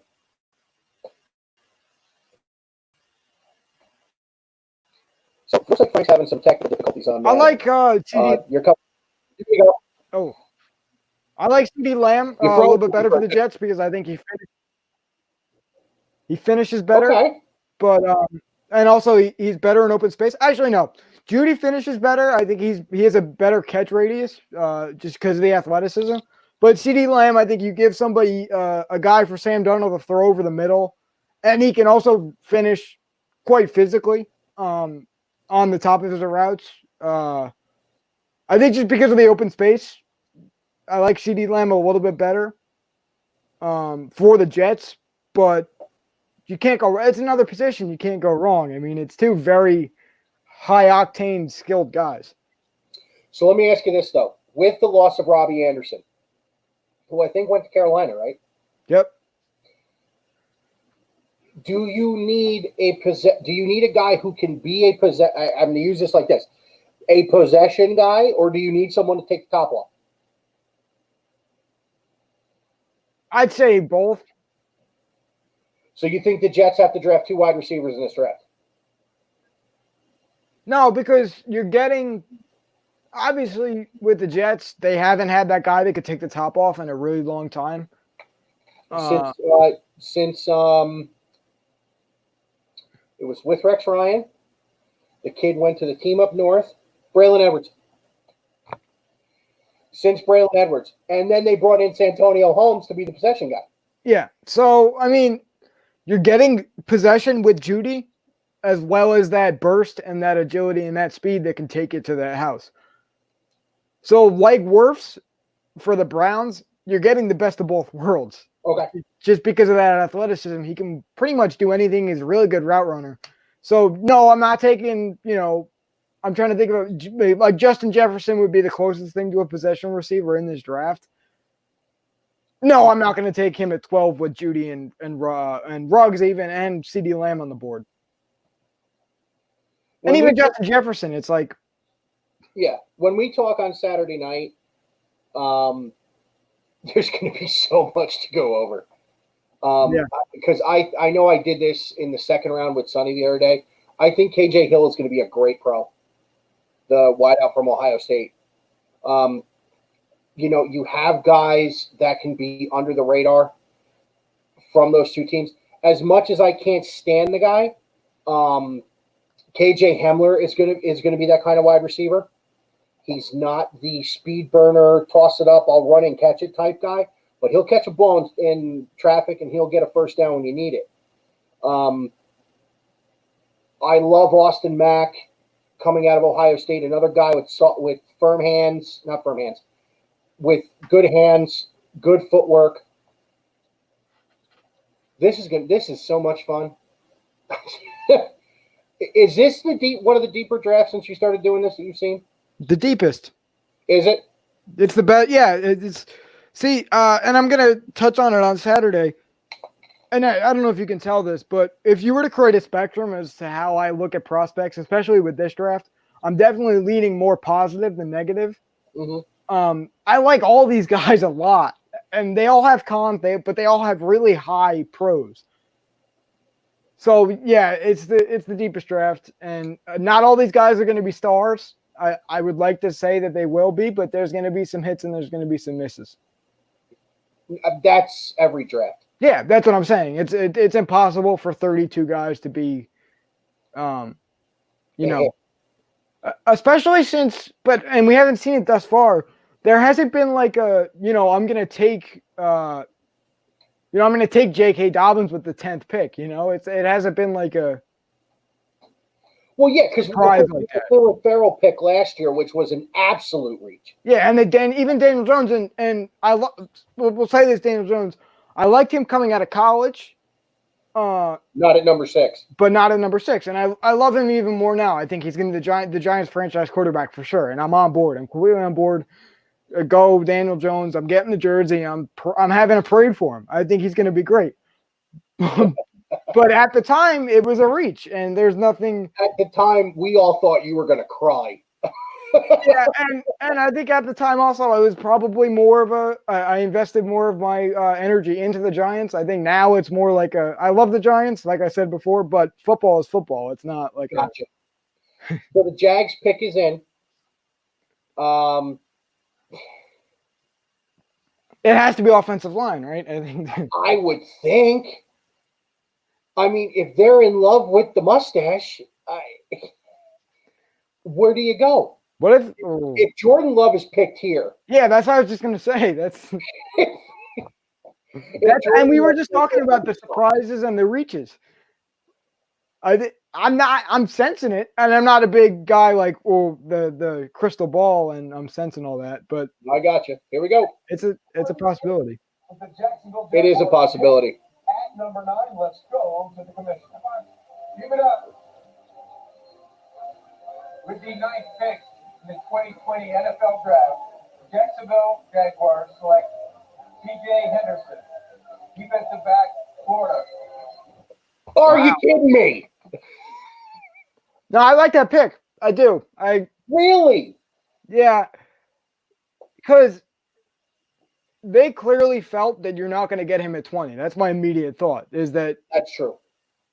So, and C.J. Henderson, he's not Jeffrey Okudah, but he's the next best guy, and he's pretty good. And he's a good man corner, and he's probably better in zone than Jeffrey Okudah is. Mm-hmm. I think he takes better angles, but that's a different discussion. I think Jeffrey Okudah takes fine angles. I love the angles he takes, but yeah, C.J. Henderson, you have to sometimes go get your guy. And I know we were just talking about reaches. This isn't a reach. This is like what is he going to go at? 12 to the Raiders or 13 to the Raiders, or 12 to the Raiders. Isn't that where we mocked him with Sonny? So I think I had that pick and I took him. You might have, yeah. Listen, the video they're showing now, he was playing a lot of man-to-man. And again, I was more shocked because they need to protect Gardner Minshew. Right, yeah. And, Leonard Fournette, first of all, he's been running his mouth. That's great. And Yannick, too. And the focal point of their offense is Fournette. With the Browns pick is already in. That's an offensive lineman. That's Tristan Wirfs. You got your guy, or not your guy, but the Browns. Like I said, I'd be a very happy Browns fan if you got Tristan Wirfs in here right now. Oh my Lord! What if it's the offensive tackle from Auburn?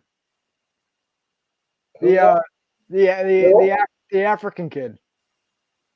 Oh, the one with the name I wouldn't say. Yeah. I wouldn't be angry. I have a feeling it's Wills from Alabama. I really do, just because of that word after his name. But listen, it's a if it's a Big Ten offensive lineman, yeah, Nick just said it's Wills. Nick, if you're still watching, I disagree. I think it's Wirfs. That's another 1A 1B conversation that you have with really is with the wide receivers and the cornerback. Well, not the cornerbacks, but the wide receivers. You can't go wrong. Wills and Wirfs. That's probably the theme of this draft. You can't go wrong unless you're taking, unless you're reaching. And I keep saying that, but nobody's done that yet. I'm waiting for it. To help introduce the first-round draft pick. Hold on, they brought a kid on. Cleveland Browns. The wait is finally over. Thank you to the NFL for your support of St. Jude. While my journey with cancer has been hard, I cannot say enough about St. Jude. The doctors. He's got a Jarvis jersey on the wall. This is cool. Such good care of me. And now back to you for the Browns pick. Go Browns! Come back down.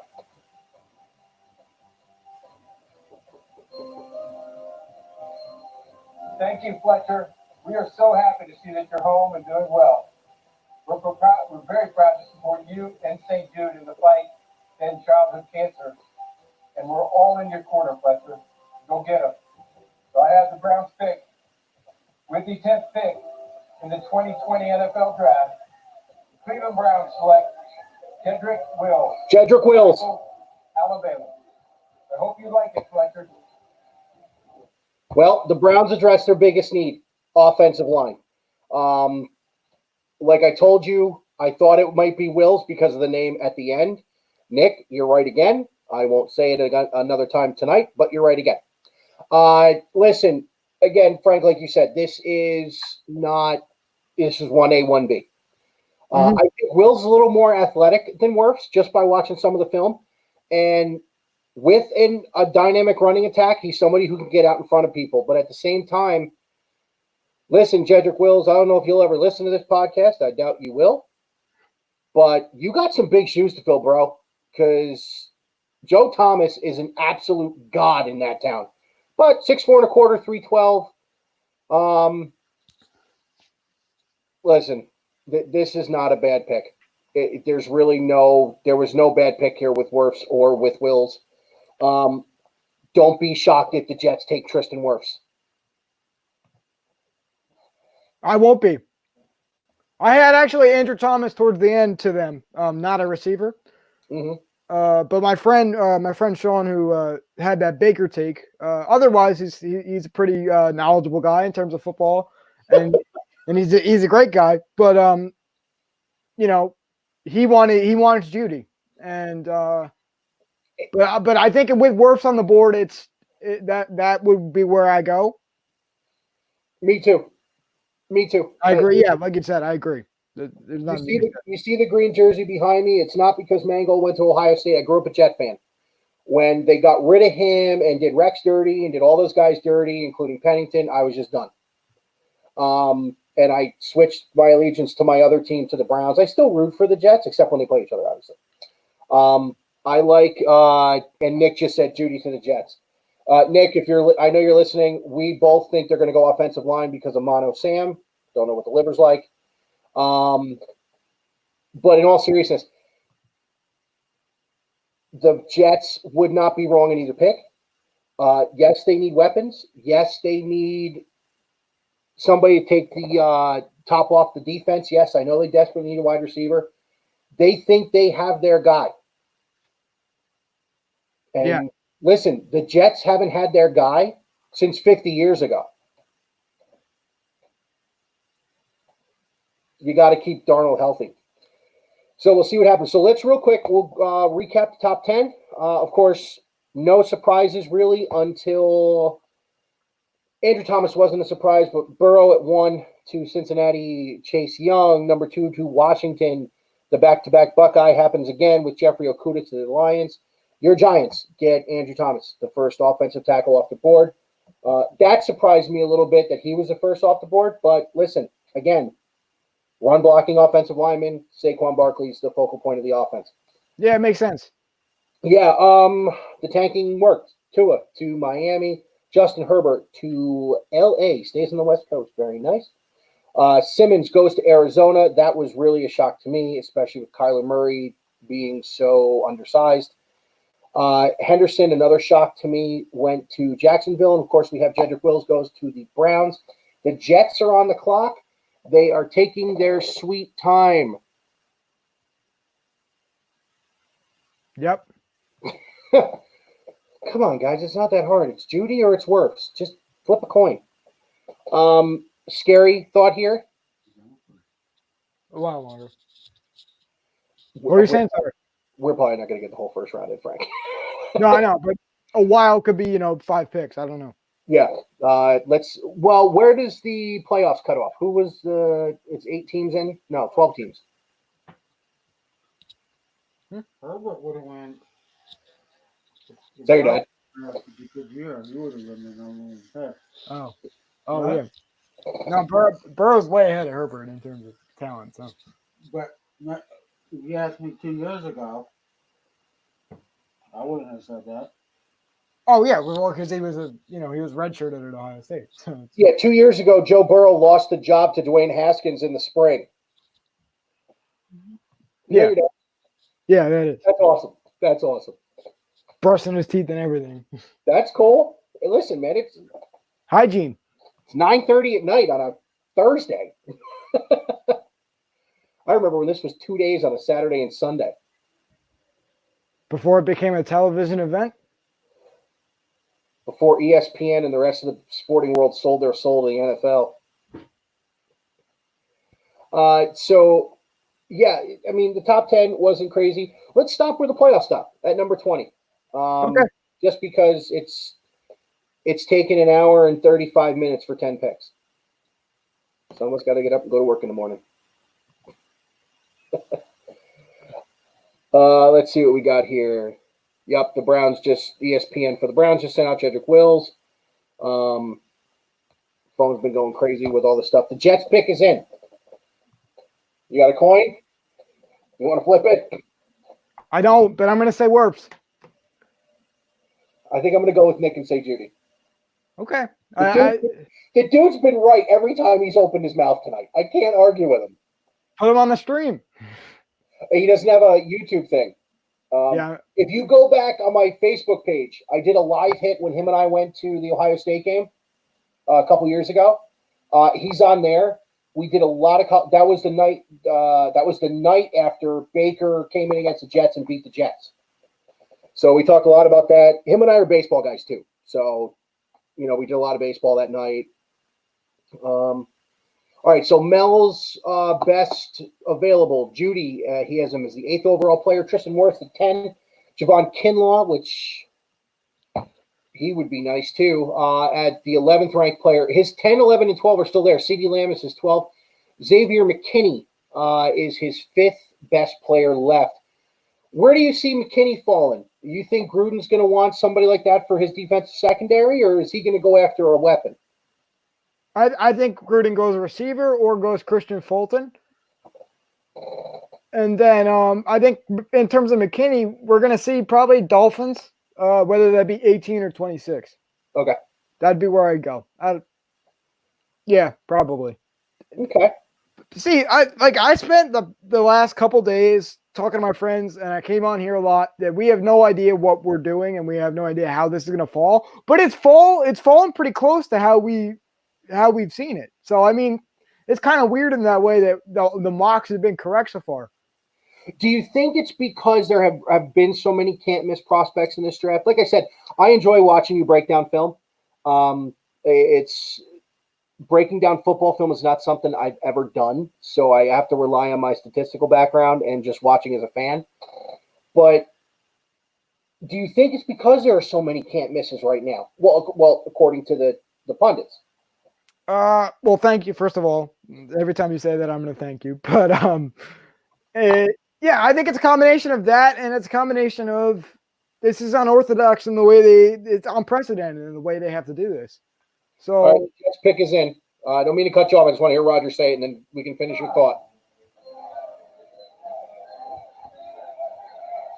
With the 11th pick, They can't even get the JETS right. draft, the New York Jets select Mekhi Becton. Mekhi Becton goes to the Jets.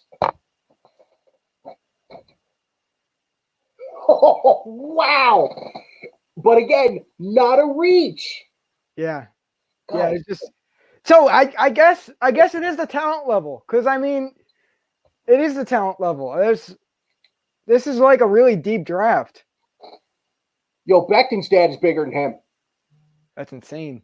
I wonder if he played basketball in high school or college. No, like bigger. Oh, Looks like he could bench press his kid. that's scary. Yeah, and Nick just texted me, oh, no.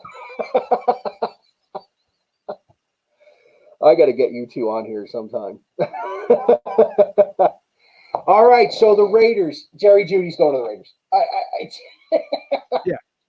Maybe CD Lamb. They got video of Becton playing center in high school and just taking dudes to the hole. Oof. They look like babies. He ran a 5.1 40. Wow. Wow. Oh my God. That's crazy. Let's consider this though. It's not like the the Las Vegas Raiders have this outstanding offensive line. What do you think about Wirfs to the Raiders? I think Gruden's like salivating over what he can do. Yeah, I think every team is, honestly. And here's the thing, and I'm going to throw out this again. Gruden's from Sandusky, Ohio. That's not just a Frank Caliendo thing. He's actually from Sandusky. And the Midwest, they love their big hog offensive linemen. So I wouldn't be shocked, especially if I know I mocked Jacob Eason to Detroit. Could Gruden take Jacob Eason later in the draft? It's possible. What does that take Love here? If he takes Jordan Love here and I'm Derek Carr, I just want to punch the guy. And they have Mariota too. Do you trade Derek Carr to somebody who needs a quarterback and get another pick and then go get your receiver? I think Derek Carr on the quarterback market right now is such a hard sell because you have Cam and you have Jameis, and I think they're both better than Derek Carr. Yeah, they may both be better, but Derek Carr's never thrown 30 picks in a season. Mm-hmm. And there's also not the injury concern. So I guess he's probably, now that we're talking through it, I guess maybe he's the most valuable. Now they're showing Mekhi Becton pushing a truck that's got his brakes on. Well, we know how strong and fast he is. He just has to put that technique in there. He's going to be really good. He'd be the only guy, I'd say, out of the offensive linemen that isn't a sure thing. Yeah, because he's done it with being big and strong more than he's done it with technique. Yeah. Like we're talking about Chase Young. Even the Bosa's did it because they were bigger, stronger, and faster. And Chase Young is those things, but he has good technique. Mekhi Becton is just an absolute friggin' brute. Yeah. If he puts it together, I'm looking forward to it. Especially for the Jets. Listen, Jet fans, if there are any listening or paying attention, if my father's watching, my dad's still a Jet fan. Listen, why does the Raiders' new stadium look like the Enterprise? Whatever. You can't be upset with Mekhi Becton there. Can't be. So Gruden's on the clock, and Gruden likes to throw people curveballs. Oh, there he is.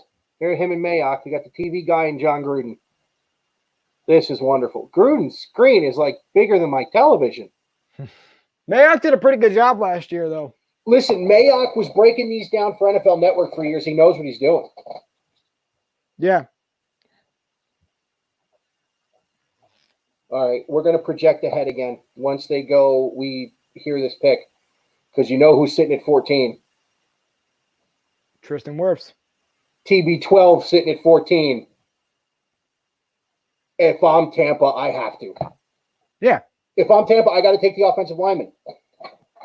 But there's also the possibility of there's teams in the teams that are like you could have Kinlaw to the Bucks. The Broncos who need a receiver, also Kinlaw. Hold that thought. Here's Roger. Here's Roger. First evers that are part of this draft, including the first ever official draft selection by the Las Vegas Raiders. And I've got it right here. So with the 12th pick of the 2020 NFL Draft, the Las Vegas Raiders select Henry Ruggs. Henry Ruggs. Alabama. Wow. Not a reach, but not what anyone thought. Yeah. Yeah. It's wow. I said I wasn't going to be surprised, but there's things that surprise me. It's just, I guess that's not a surprise, but it's because I like him so much. But it's like CeeDee Lamb and Jerry Jeudy are on the board. Why not just take CeeDee Lamb and Jerry Jeudy? And maybe that's an example of John Gruden being higher on one guy than the other, and that we're just fans watching, and they're obviously evaluating prospects way more seriously than we are. Oh my God! If Tristan Wirfs going to Tampa Bay, he can also go to the 49ers. I mean, Joe Staley's getting pretty old.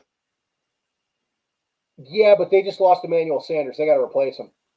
Yeah, and there's also the Kinlaw. Again, like I was saying, it's a possibility. But why trade DeForest Buckner just to replace him? You know, I don't. I agree. You'd have to think that, like, I agree with you. Wide receiver is probably why they traded up. And then you hope maybe you could get Kinlaw at 31, you know, or trade up for him. I don't think Kinlaw is going to make it to 31. I don't either, but I'm so high on him. But I've seen mocks where he does. He goes to 27 to the Seahawks. He goes to 31 to the 49ers.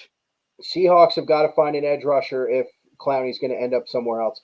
Yeah, and you have Epineza and Gross Matos down there, so we'll see. I'm not high on Gross Matos, just because I watched him 3 years in a row.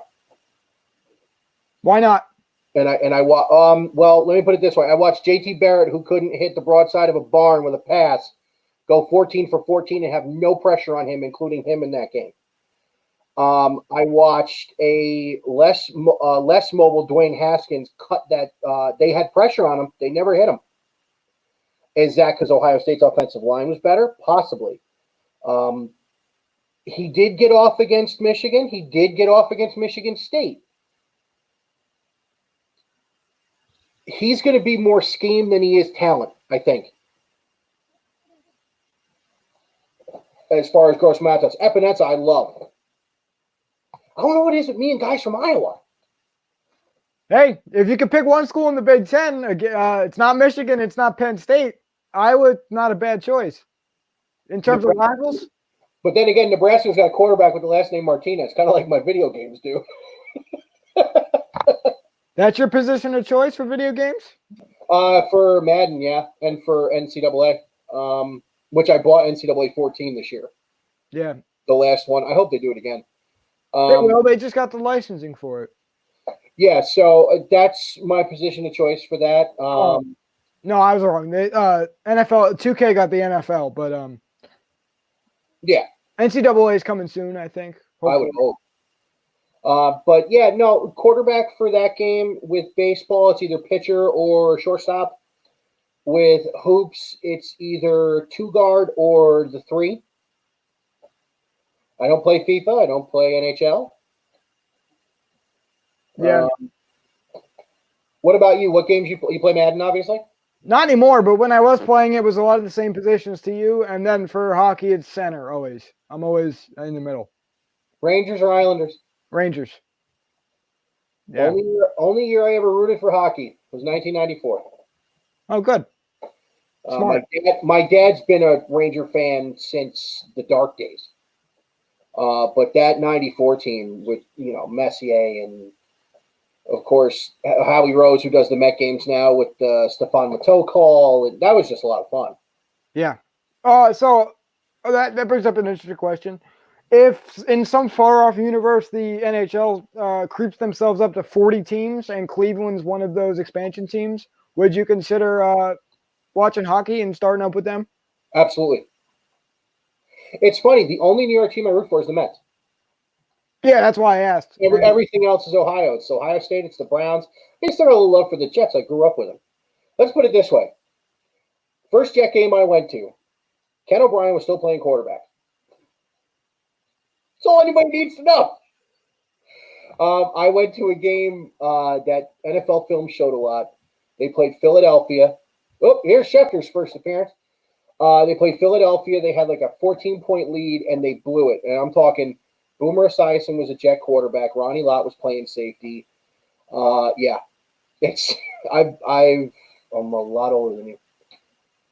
Well, so I've been following the Jets for a long time. I mean, my first Jet T-shirt was Al Toon. wow. Oh, I know. I remember that name. Yeah, he's the one who got his brain scrambled like 14 times. Schefter's reading off his phone. These Bucks are moving up one slot to come up in this draft. There's still a tackle on the board. Tampa moved up a spot. They're going to go at 13. That would be a logical pick for Tampa Bay to make with Tampa Bay coming up to get that pick, and that's the trade. Tampa at 13. All right, See, what are they coming up for? They're coming up for Tristan Wirfs. They've got to. Yeah, but was there really a chance that the 49ers would take Tristan Wirfs? Bruce Arians and him obviously thought there was. Yeah, I guess it's the same thing with the Daniel Jones thing last year. They thought the Redskins were going to take him. That line of thinking. So let's diagnose that. Let's talk about Tom Brady finally getting his weapons and an offensive line that can take. Oh, I'm sorry. Tampa Bay moved up and are picking at 13 and 14.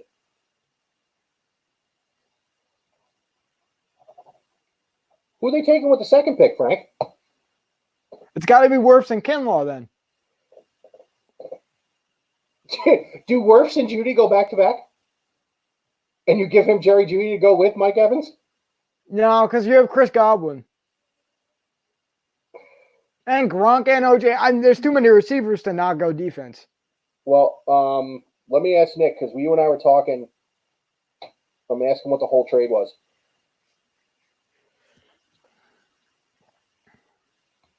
Wow, we still got two people watching, man. I like it. One of them might be my oldest, who's actually older than you.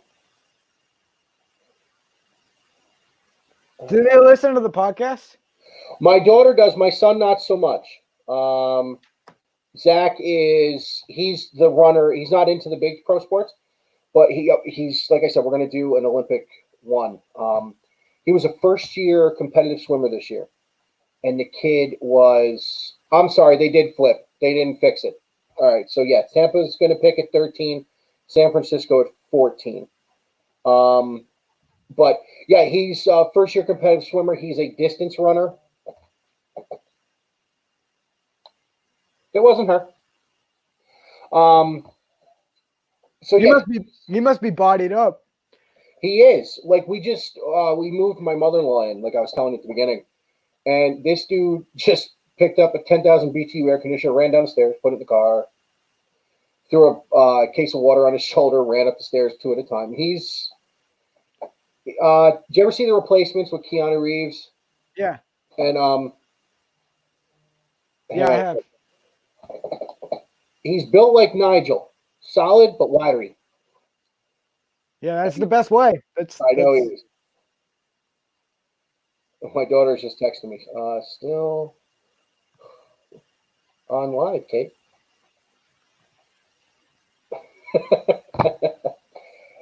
So the pick is in for Tampa at 13. O-line? Yeah. I have a hard time thinking that they would move up for that though. I had a hard time thinking they move up for it too until they signed a 42-year-old quarterback. No, but yeah, in this specific situation, I mean, maybe they got something in their heads. I think it will be worse. But we've said that for what, 5 picks in a row. So I mean, Frank, what are people seeing about Tristan Wirfs that we're not? must be something with an injury. He had a tainted test at the combine. Hold on, here we go. Thank you, Lieutenant Colonel Caldwell, and thank you to all of our service members for your courage and sacrifice on behalf of our country. The San Francisco 49ers have traded the 13th pick to the Tampa Bay Buccaneers. With the 13th pick in the 2020 NFL Draft, the Tampa Bay Buccaneers select Tristan Wirfs. Tristan Wirfs. Bethel, Iowa. Well, they got TB12, the protection he needs. And hang on, we're going to do another recap real quick because I'm at another hour on Anchor. So hang on a second. Save. Draft part 2.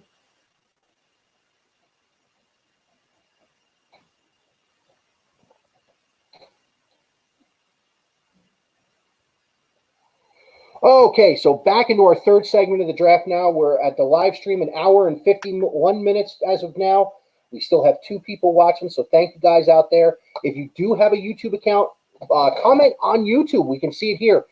I actually put my sister's comment up, and she said the Browns are going to screw it up. Megan, I'm here to tell you, they did not. Taking Jedrick Wills at number 10 to protect Baker Mayfield. We did have the first trade. Tristan Wirfs is now a Tampa Bay Buccaneer, and he's going to protect Tom Brady's blind side. Pretty good guy to protect the blind side, huh, Frank? Yeah, I like him a lot. Where do you think the Niners go with wide receiver here, Lamb or Judy? Who's left from the Super Bowl team? In terms of what, receivers or just overall? Receivers. Deebo Samuel and Dante Pettis. I mean, and who else? Kendrick Bourne. They're going to go Jerry Judy. And now they're showing Tristan Wirfs standing in a pool and jumping out and landing on the deck. What does that have to do with blocking for Tom Brady? Oh, that's the explosiveness in his legs. 6'4" and 7/8", 320 pounds. Woo-wee. That's a unit. That's a unit and a half. But when you put him next to Mekhi Becton, he looks like a child. Yeah. At that point, anybody does. Dude, I look small next to Mekhi Becton. So yeah, that's where we're at so far. So we're down to number 14 with San Francisco, and Denver is number 16, and Atlanta at Denver at 15, Atlanta at 16. For anybody on the live stream, we are actually going to cut this off at 20. So we're going to cover the teams that didn't make the playoffs. And Frank, tell us what we're doing Saturday. We're gonna bring in a couple guys, Mike included, to recap the draft, because at that point, 9 p.m. Eastern on Saturday, the draft will be wrapped up, barring any technical difficulties. So we'll do an overview. I think we're gonna want to delve into a couple big surprises. You know, the traditional stuff when you recap a draft. Nothing too crazy. We'll have Mike talk about the Browns. We'll have Nate talk about the Seahawks. And we're going to bring in a staff writer for the Colts, Jackson, who we've gotten to have a couple conversations with him. We think very similarly about football. So it'll be interesting to have the dynamic of Nate, who's a film guy, Jackson, who's a film guy, and then Mike, who's me, film guy, and then Mike, who's a stats guy. So that's an interesting dynamic. Mike's outnumbered by the football nerds. And right. It should be fun. I'm good. As long as I hold my own, I'm good. I think you can. I don't know if you saw this, but Bruce Arians is wearing the Kangol hat inside his house. I think he showers with that on. I'm sure he does. Nick's telling me the whole trade has not been announced. So right now, all we know is that Tampa Bay just swapped picks with San Francisco. It may just be pick for pick. Listen, John Lynch was a great safety. He's been a really good GM. Yeah. So he's built his team pretty well.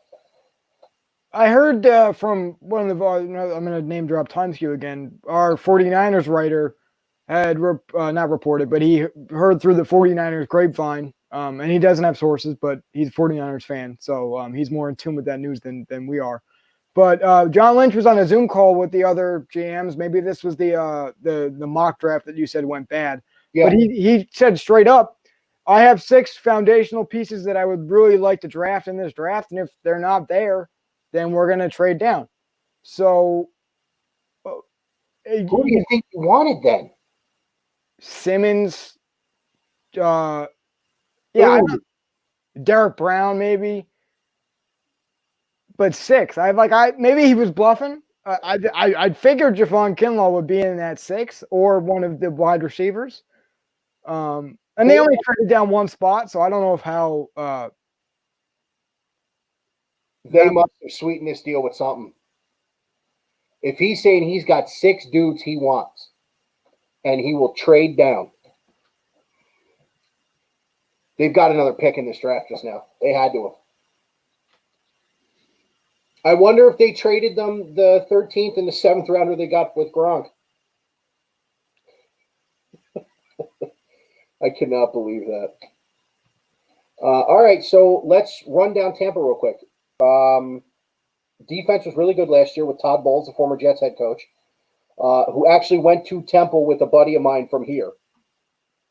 You have the defense was really good. They probably were a playoff team if Jameis didn't throw 30 picks, but he threw for 5,000 yards. Now you add Gronk, you add Tom Brady, you bring it, you have Bruce Arians with a quarterback who I believe, for understanding the position, is head and shoulders above the guy he had previously. You and I are going to do a prediction show for what we think is going to happen this year as far as playoffs and everything. At some point in time, right now, I would have to say Tampa Bay is a favorite in the South. San Francisco gets 14 and 117 and gives 13 and its last 7th rounder to Tampa. And San Francisco's pick is not in yet. I can't believe the Buccaneers got Tristan Wirfs. That's I might be too high on him, but I think and I'm not surprised he fell to 13. But I think it's beautiful for Tampa that he did. We'll put it that way. Yeah, it is. Yeah, it is. Pick is in. And John Lynch is in his house with his 9 different. Did you see the picture of John Lynch's draft room? I did, yeah. That's insanity. I'm going to say it's CeeDee Lamb, though. I'm going to say he really goes over Judy because I think CeeDee Lamb seems like a Kyle Shanahan guy. Judy's true. I didn't think about Kyle Shanahan.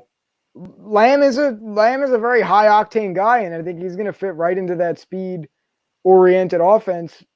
With the tons of movement they administer, you put him next to Deebo Samuel on the outside. It's going to be fun. Whether or not it's Judy or CeeDee Lamb, it's going to be fun for the Niners. Well, Judy just got handed a cell phone, so I wonder what's going on. I'm going to turn this on once we see Roger. I'm going to get up out of the screen, stretch a minute, and then I'll be back to finish everything up. Yep. So we got Denver, Atlanta, and the next 2. This has been so much fun. All right, since we're stopping at 20, what players do you want people to look for at the bottom of the draft? So you're talking, let me ask you this. Do you see Tennessee drafting that kid Cleveland to play offensive line? I think they take Josh Jones. Or whoever, let's say this. Josh Jones might go at 26. He might go at 18. So I think the Titans do take an offensive tackle. If they don't take an offensive tackle, they take a cornerback because cornerback gets really fun at the later first round. Yeah. Javon Kinlaw. So no receiver. All right. Something must be going on with Jerry Jeudy that we don't know. I don't know. As I said, I'm going to stand up for a second. I don't know what is going on with this because now I'm wondering what's happening. All we heard all going into this is that the wide receivers, this was the best class in years. And only one of them, and it's not the guy anyone thought, is off the board. So I will say, I guess Kinlaw was one of those 6 guys. Okay. I would have to think so too. So Javon Kinlaw, defensive tackle? Or is he the Interior defensive line, yeah. Yeah, okay. That's the football elitist term we use. When you break down film, you use interior defensive line. They're gonna line him up next to Nick Bosa. Oh yeah. Oh yeah. Just oh my god. So San Francisco's gonna win the NFC West. Are you Yeah. hoping for oh wow, they compare Kinlaw to Richard Seymour. Are you hoping for Yep, Nick just said, how many D tackles is this team going to take in the first round? Do you want to see a Jimmy G, Tom Brady NFC Championship game just to piss Belichick off? I didn't even think about that. That would have been fun. That will be fun if it happens. That'll be hysterical. Yeah, listen. It's wow. Kyler Murray's going to get injured. And who did they take? They took Simmons. And the 49ers, who have the best pass rush in the division, just took Kinlaw. Cliff Kingsbury does not care about Kyler Murray. There's going to be a lot to unpack on Saturday. That's where I'm going to leave it. Yeah, I'm going to spend part of Saturday doing this. Because if you think about it, we're going to be doing rounds 2 and 3, and then we'll touch on 4 through 7. So there's a bunch of things that could unfold. Well, really, we're doing the back end of the first round because, like I said, you and I are going to stop at 20 where the playoffs ended. Just because we've been here 2 hours and we're not even we're not even to the top 20 yet. Right. And my apologies to the listening and watching audience, but I got to work in the morning. So I got stuff to do too, but I'm still going to watch the rest of this draft. I'll probably have it on in my bedroom, and I'll be to you on Twitter or somehow like, what just happened? So the Broncos pick is in. It's got to be a receiver, right? If it's not, John Elway needs to be slapped harder than before. Listen, Elway thinks he's got his guy in Drew Lock. Elway basically fell into Peyton Manning. Nick just asked me, could Atlanta get a third Alabama wide receiver?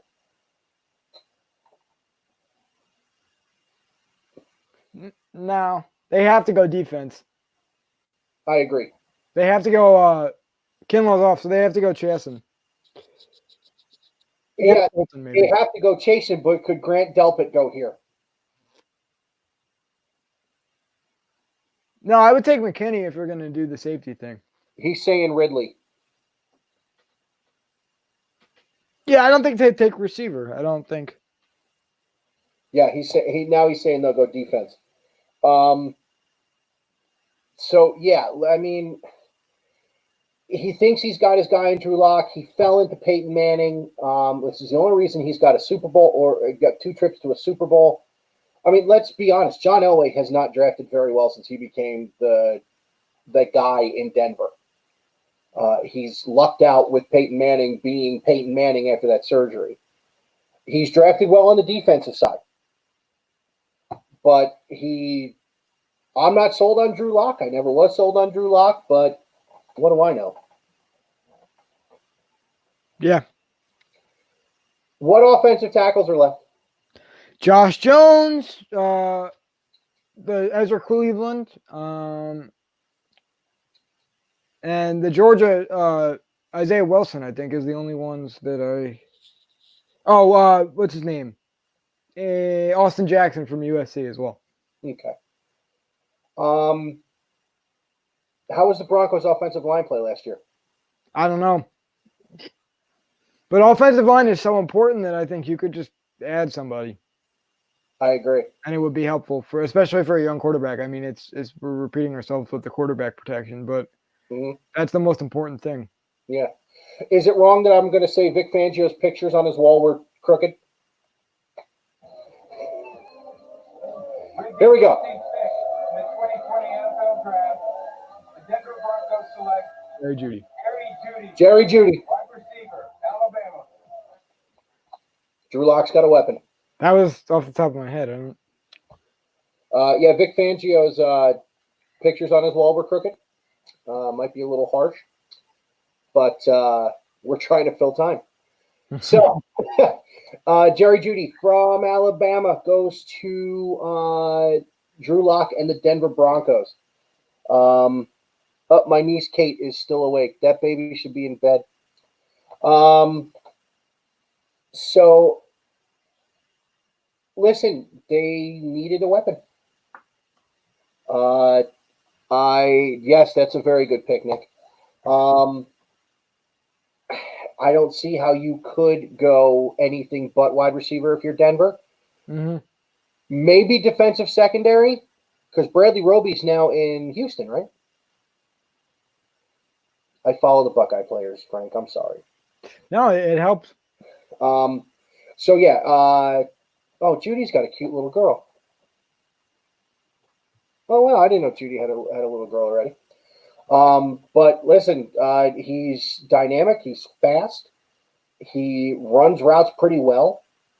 I'm not high in the school he went to, but he's going to be legit.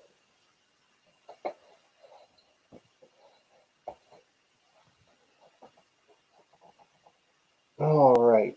Where are we at now? He's only 6'1".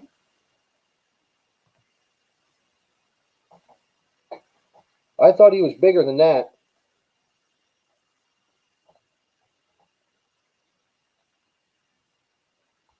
Still with me? Yeah. The video they're showing is him going over the middle. So,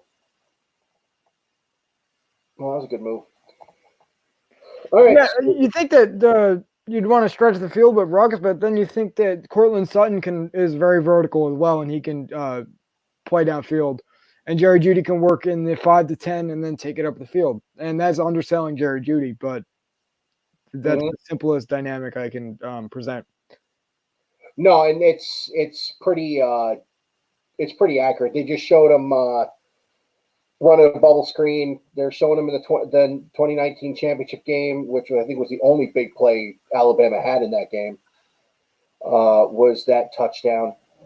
Atlanta's on the clock. We both feel they're going to go defense. And then Dallas. The Cowboys pick to me is interesting. They're kind of pissed at Dak Prescott. Does Jordan Love have Dak Prescott's skill set? Let's not. I don't want to play that game because CeeDee Lamb's still on the board. And so is CeeDee Lamb and Amari Cooper. That's interesting. Who's playing tight end for Dallas now? Exactly. Jason Witten left. Think about that. We had two guys who spent over a decade with one team that just left to go to another one with Witten and Brady. Yeah.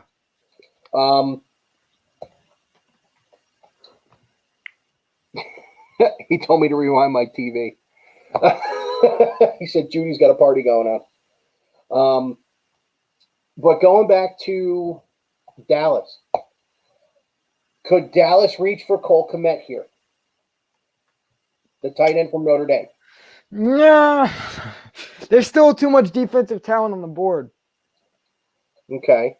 Because even if you're not going to go, Chiasson, probably going to go to Atlanta, but like Christian Fulton or Xavier McKinney, Grant Delpit, you can go linebacker with Patrick Queen or Kenneth Murray because Leighton Vander Esch has a neck injury, should be recovered in time. But, I mean, you could plug, like, the thing with Isaiah Simmons, and I said it with Murray and Queen, that versatility, that athleticism can be put anywhere on the defense. And you do have a very versatile linebacker. Yeah, agreed. Could another corner sneak in here somewhere? Yeah, and you have a myriad of choices. There's another big word. You're bringing better vocab tonight than I am. I'm just as tired as you. Trust me. But what was I gonna say? Oh, corners. You you could take Fulton, but there's also Jalen Johnson, Jeff Gladney from TCU. Go down the list. Damon Arnett. Arnett, yeah. So I don't know if you're taking him at 18, but crazy. No, I don't take Arnett at 18. I'm thinking more at the back end, huh? 17, but Or 17. I'm thinking more at the back end. I think they're going to go Delpit to play safety for Dallas. I could see. I tell you who I can see taking Damon Arnett is if they don't take Dobbins like you mocked. I can see Kansas City taking Arnett and having him play. Now you have a good corner to go with Honey Badger at the back end.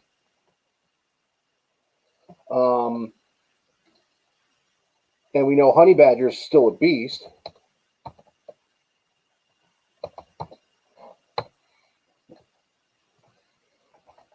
So he's talking to people.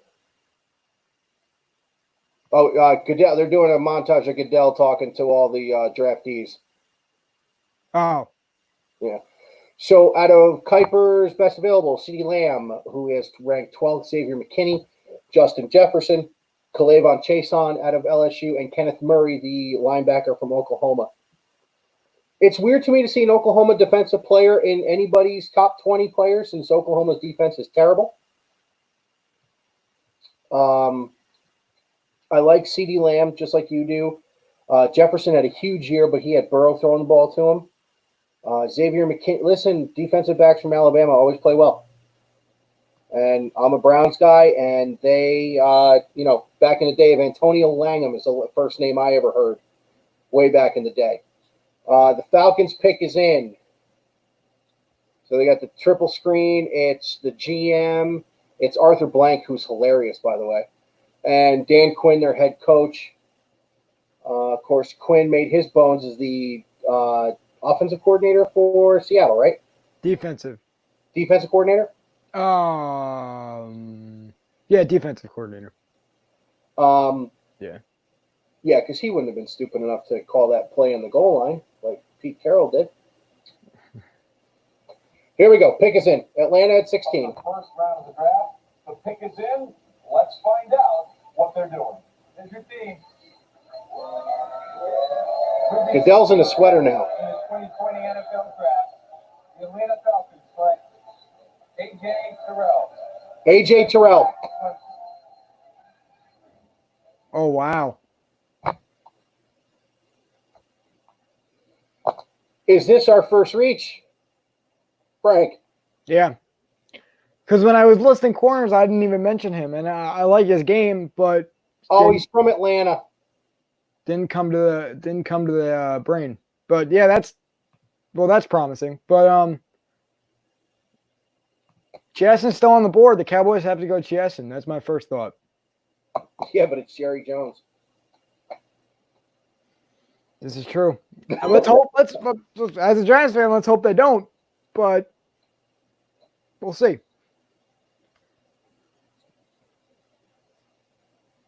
How are you picking a defensive back that the first pick in the draft just absolutely torched for 60 minutes in the national championship game?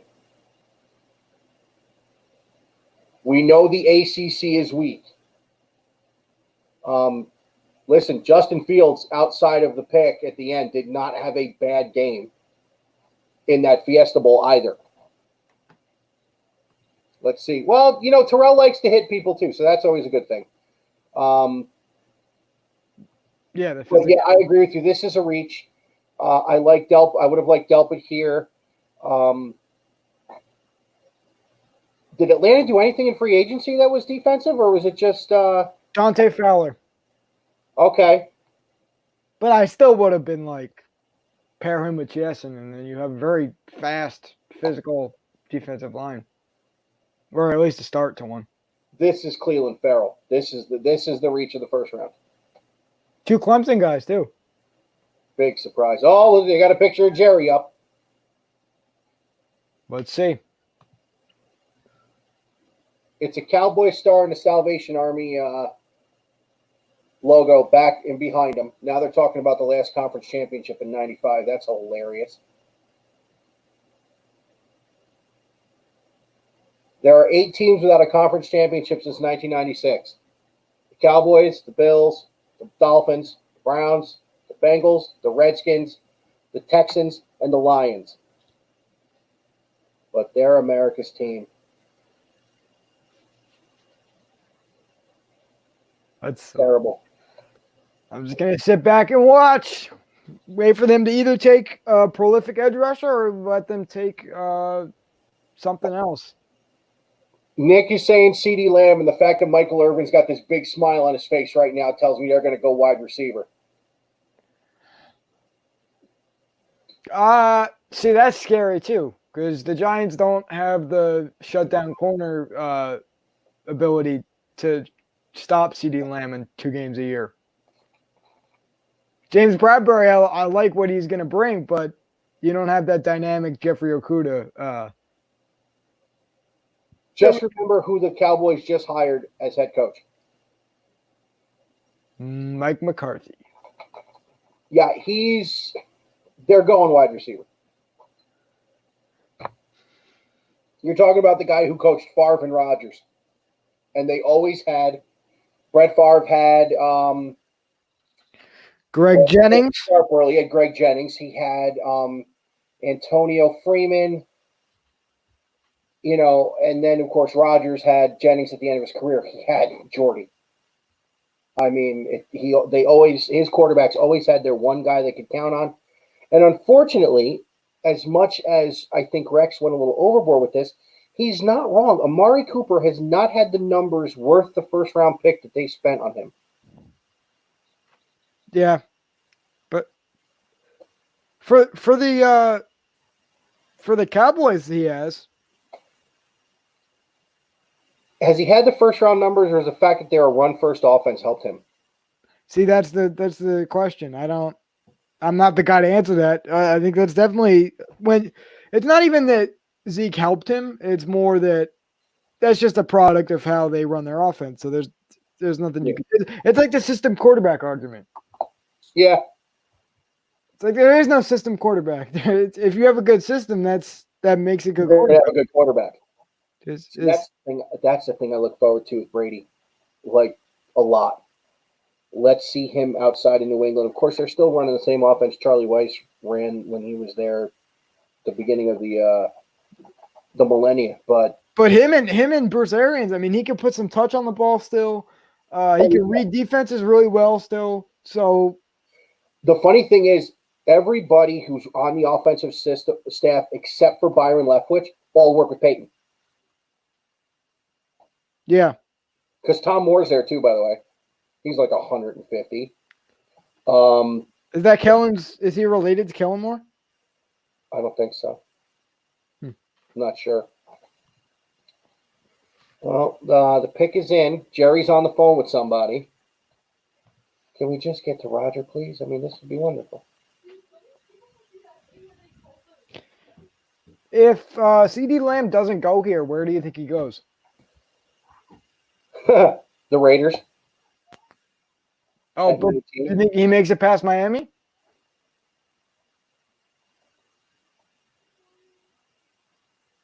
I think Miami's going to take the guy Tennessee wants. Josh Jones or Ezra Cleveland, or yeah, I think drafting Tua, you got a year of Fitz magic. Fitz is going to play. Yeah, but you're bringing in an injury-prone quarterback in the top 5. Riddick said he likes defense here, but here we go. Picks in. Here they go. With the 17th pick in the 2020 NFL Draft, the Dallas Cowboys select CD Lamb. CeeDee Lamb. Wide receiver, Oklahoma. Wow. That's Giants fans' worst nightmare, as you had just said a few minutes ago. So yeah, I think we're That's going. value right there. That's purely value. I think that now, if Dallas added a good tight end, especially with Jason Witten being gone, that's an offense that you've really got to pay attention to. Their defensive system is pretty good. You can add a system guy.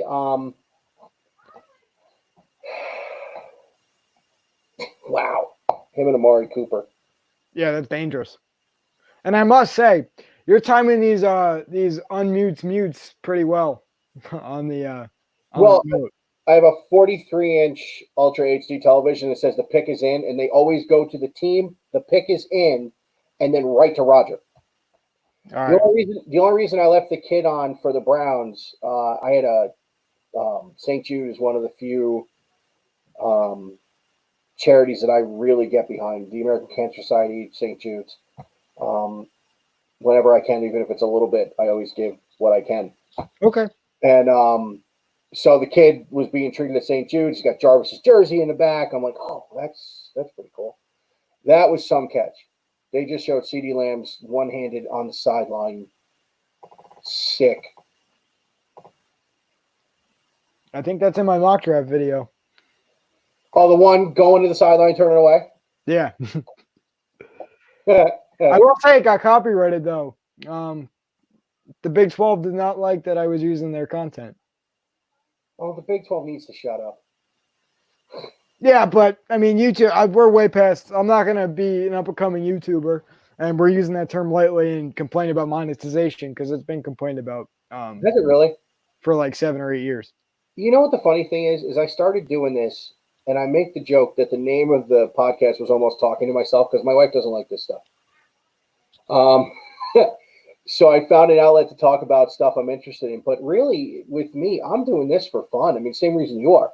Mm-hmm. I mean, it's something I truly enjoy. If I ever could make money off it, yeah, I'd do it in a minute.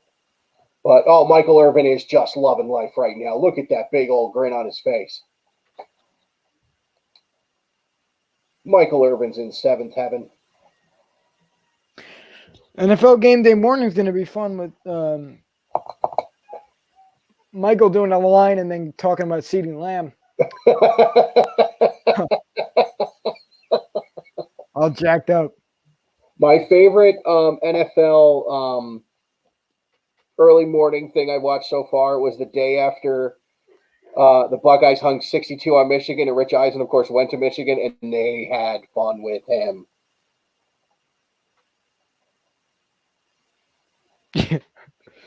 I mean, poor Eisen has just been getting beat up. So what do we have here? 18, 19, 20? So then 18, 19, and 20. So we're talking Miami. We're talking the Raiders, and 20's Jacksonville again. Oh. Now you think Jacksonville, who'd they take at 9? Jacksonville at 9, C.J. Henderson. So you think they go back-to-back defense? Again, they got to protect Gardner Minshew. I really do think they got to protect Gardner Minshew. And obviously, I made the defense of their C.J. Henderson pick by saying that you have to go get your guy. But don't you think if you're going to take an offensive tackle, you would have taken one already? Unless they had C.J. Henderson rated higher than the offensive tackles they thought they were going to have at 9, yeah, I would have taken one already too. So let's talk offensive weapons for these guys. Let's talk defensive weapons for these guys. You still have Grant Delpit. You still have K'Lavon Chason. You still have Epinesa. You still have Gross Matos. You also have now his name's escaping me, and I should know this. Middle linebacker from Ohio State.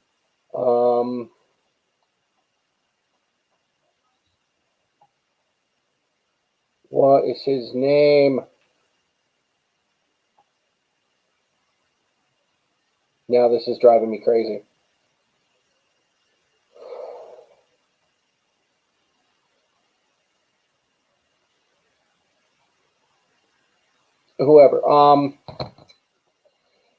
Or you can still go offensive line. You can take Ruiz to play center. You can take one of the other guys that's still left there. A lot of places Jacksonville can go. I don't know if they have to go defense. What about their wide receiver corps? They just lost Marquise Lee. He went to New England. So they have to add a wide receiver at some point, whether it be depth or Justin Jefferson or Jalen Reagor here. I think if they go depth, they go late with Donovan Peoples-Jones, as much as I hate him. Oh, you know who would be good here? Who? For them? Denzel Mims. Denzel Mims wouldn't be good. What about Ayuk here? I haven't watched much on him. I have a third round grade on him, so I'm not that I'm low, but by default because I'm not. That's on me. I haven't watched a lot on him. Well, listen, he's a Herm Edwards guy, so you know he's going to be prepared. You know he's going to be able to play physical because Herm is a very physical coach. Herm's favorite player when he was playing was Wayne Corbett and Lavernius Coles when he was coaching the Jets. So let's see. Listen,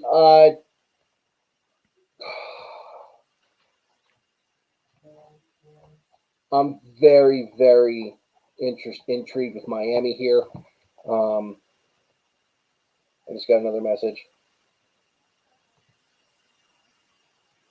Justin Blackman going to be back this year? I'm not sure.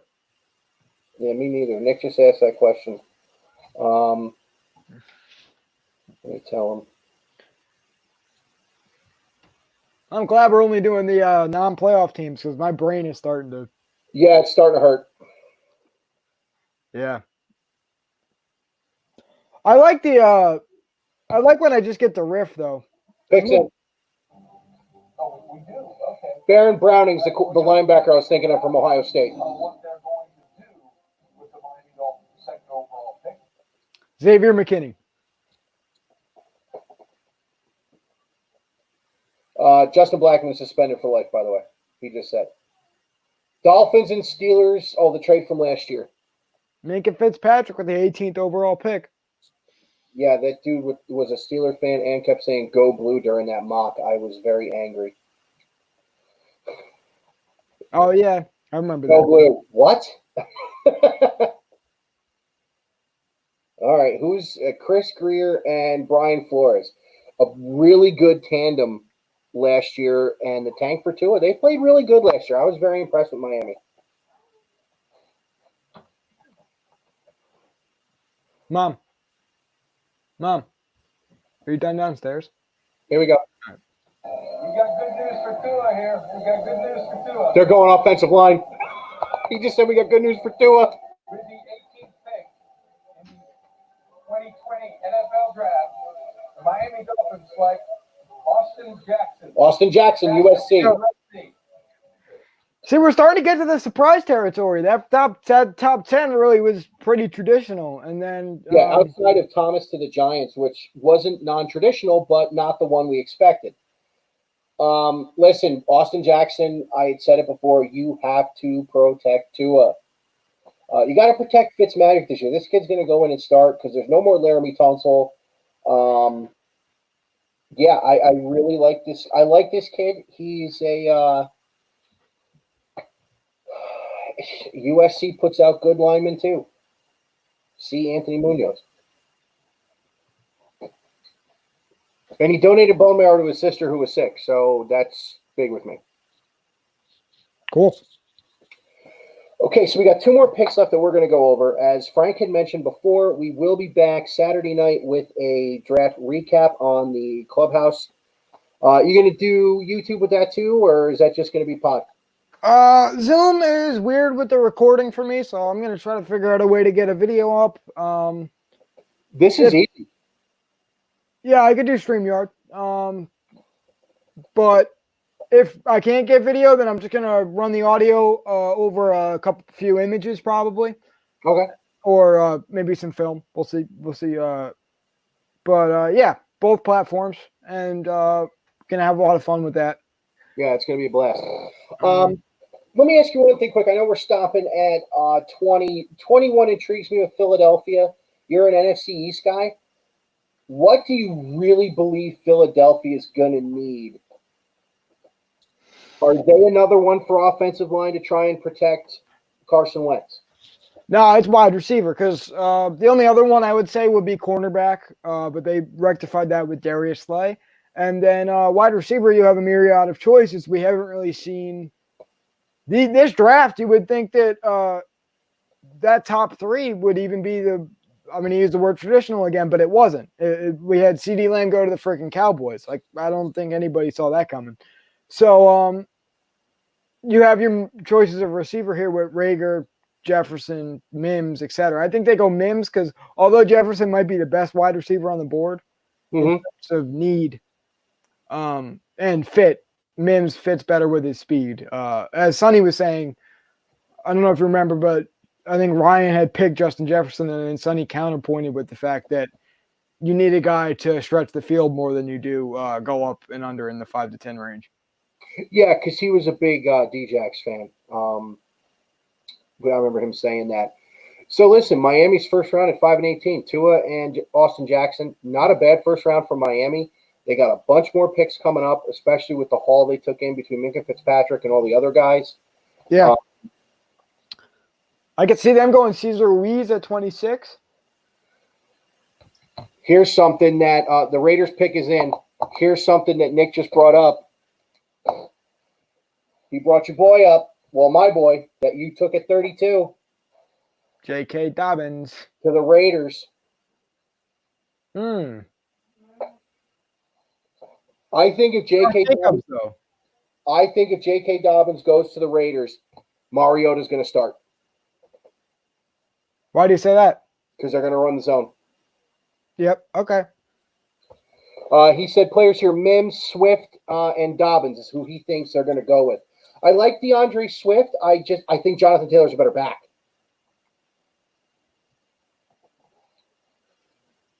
Okay, so 19 is in. There's Gruden and Mike Mayock again. Yeah, here we go. Let's go to the commissioner and find out what the Las Vegas Raiders are doing. I'm only good at this because ESPN's predictable. We thought I would be sitting here at pick 19 as the Las Vegas Raiders welcome their second selection to make a special announcement. As you may know, we are scheduled to host the draft in Vegas this year. And we thank so many for the effort they put forth to prepare that possibility. And we think you deserve another shot. So we're happy here to announce that tonight, the Las Vegas Raiders will host the 2020 NFL Draft. Congratulations to Mark Davis, the Raiders organization. He just said they'd host tonight. We look forward to being there in Las Vegas. He probably meant 2021. 2021, I think, is in Cleveland. With the 19th pick. Oh, that's weird. 20 NFL Draft. Here we go. The Las Vegas Raiders select Damon Arnett, defensive back. Damon Arnett from Ohio State. There you go. There you go. Wait, let me throw it up. Hey. So let me give the background. Damon Arnett, 2019 second team All Big Ten corner, played the opposite side in a lot of slot on that Ohio State defense. He played 3/4 of the season with a busted hand and still had some of the best PFF numbers coming out of college. He is a quick, good feet. Would have had good hands had he not had a busted wrist and wore a cast and played most of the year. But listen, Arnett was told by Chris Carter to stay a year in college. He did it, and now he's a first-round pick for the Raiders. Gruden stays in state. The Ohio boy takes the Ohio boy.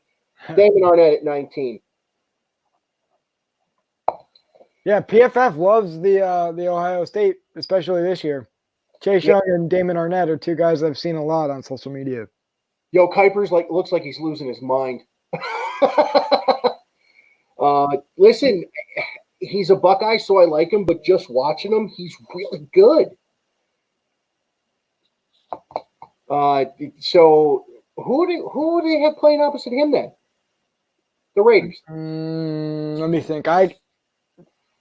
Beats me. We'll do it another time. Not worried about it. I can look it up right now. All right, cool. I'm Before watching we, all Mayock's on his mouth. Here we go.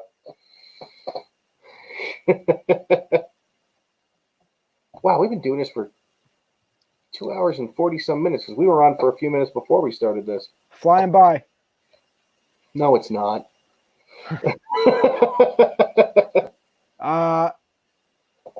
Let's see here. Oh, I knocked your water over. Sorry, Ollie. They have Damon. Oh, what's his name? David Emerson. Okay. Yeah, that's all I got. Yeah, and what they just showed is him playing the slot against Donovan Peoples-Jones. Now they got him on the outside in the Big Ten championship game, running slot against slot receivers. Here he is against TCU 2 years ago, playing off the ball on the run, and now he holds a little bit. He won't get burned deep because he's quick. But the Raiders added fly wide receiver, and 7 picks later, they got a quick corner to go with him. All right. Final pick of the night is in. Jacksonville's pick is in. We're looking at Gruden right now. Let's see when they go to it, and then we'll wrap it up, and we'll go from there, sir. So where do you think the Jaguars are going? Dude, I have been wrong every time I've said something. I think I've been wrong probably as well.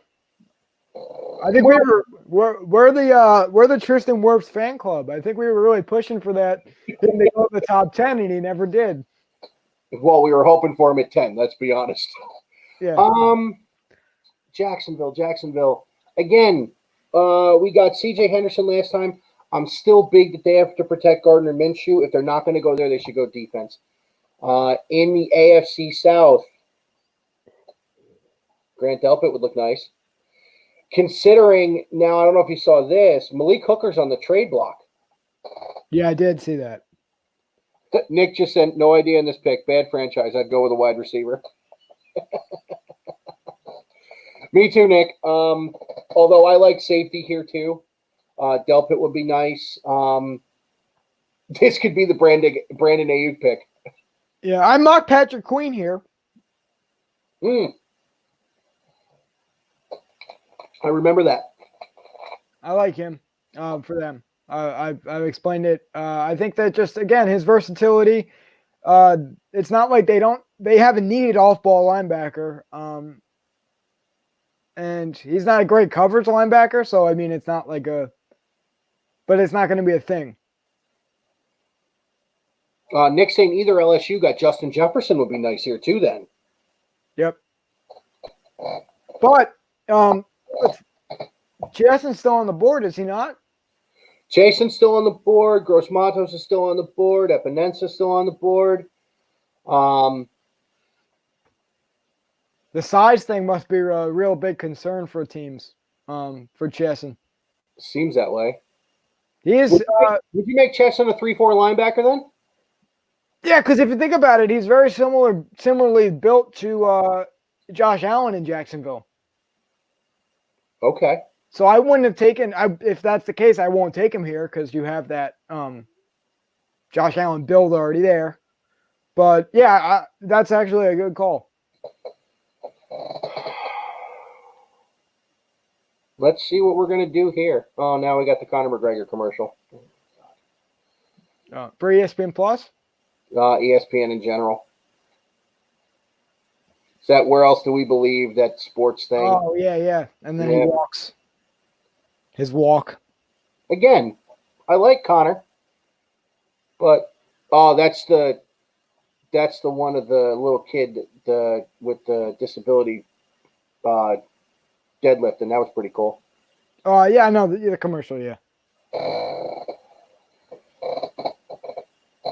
Don't say there's no place like sports. That little girl from Kansas is going to get pissed and sue you. Sorry. I'm tired. To our two people who are watching, I know one is Nick because he's been with us the whole time. And I can't tell who the other one is. I know my sister's been on. I don't know if it's one of my friends or even somebody else. I want to thank you guys for being on here. We are going into our final pick. It is the Jacksonville Jaguars at number 20. We decided to cut here because it is very late. The NFL draft, for some reason, takes forever. But again, we're going to go through the final pick. We're going to remind you where we can be found. And then Big Rican itself will be back next week with something new. And, of course, we'll be on the Clubhouse pod on Saturday with the wrap-up of the 2020 draft. That's going up on Sunday. Yeah, it's going up on Sunday. Or Monday. Maybe Monday, because we'll see. So real quick, as I've done after each pick, the top 5 that are left: Xavier McKinney, Justin Jefferson, Clayvon Chason, Kenneth Murray, Jordan Love.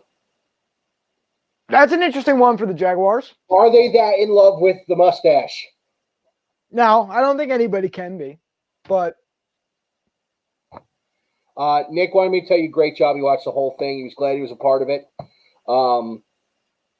And he said to stay safe. And Nick, same to you, bud. He popped off already. Picks in. Let's hear it.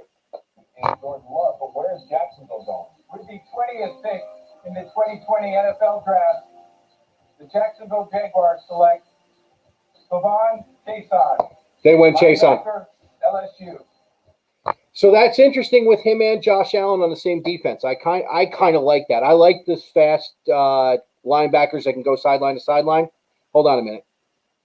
Really, dude? Come here, Ollie. Down you go. All right, so now my cat's made his YouTube debut. All right, so just real quick, I'm going to recap what the draft has been so far. Burrow to Cincinnati, Chase Young to Washington, Jeffrey Okudah. The top 3 really didn't change from any of the mocks anyone saw. The first surprise for me, of course, was Thomas at number 4 to the Giants, which you love because you know you need the offensive line.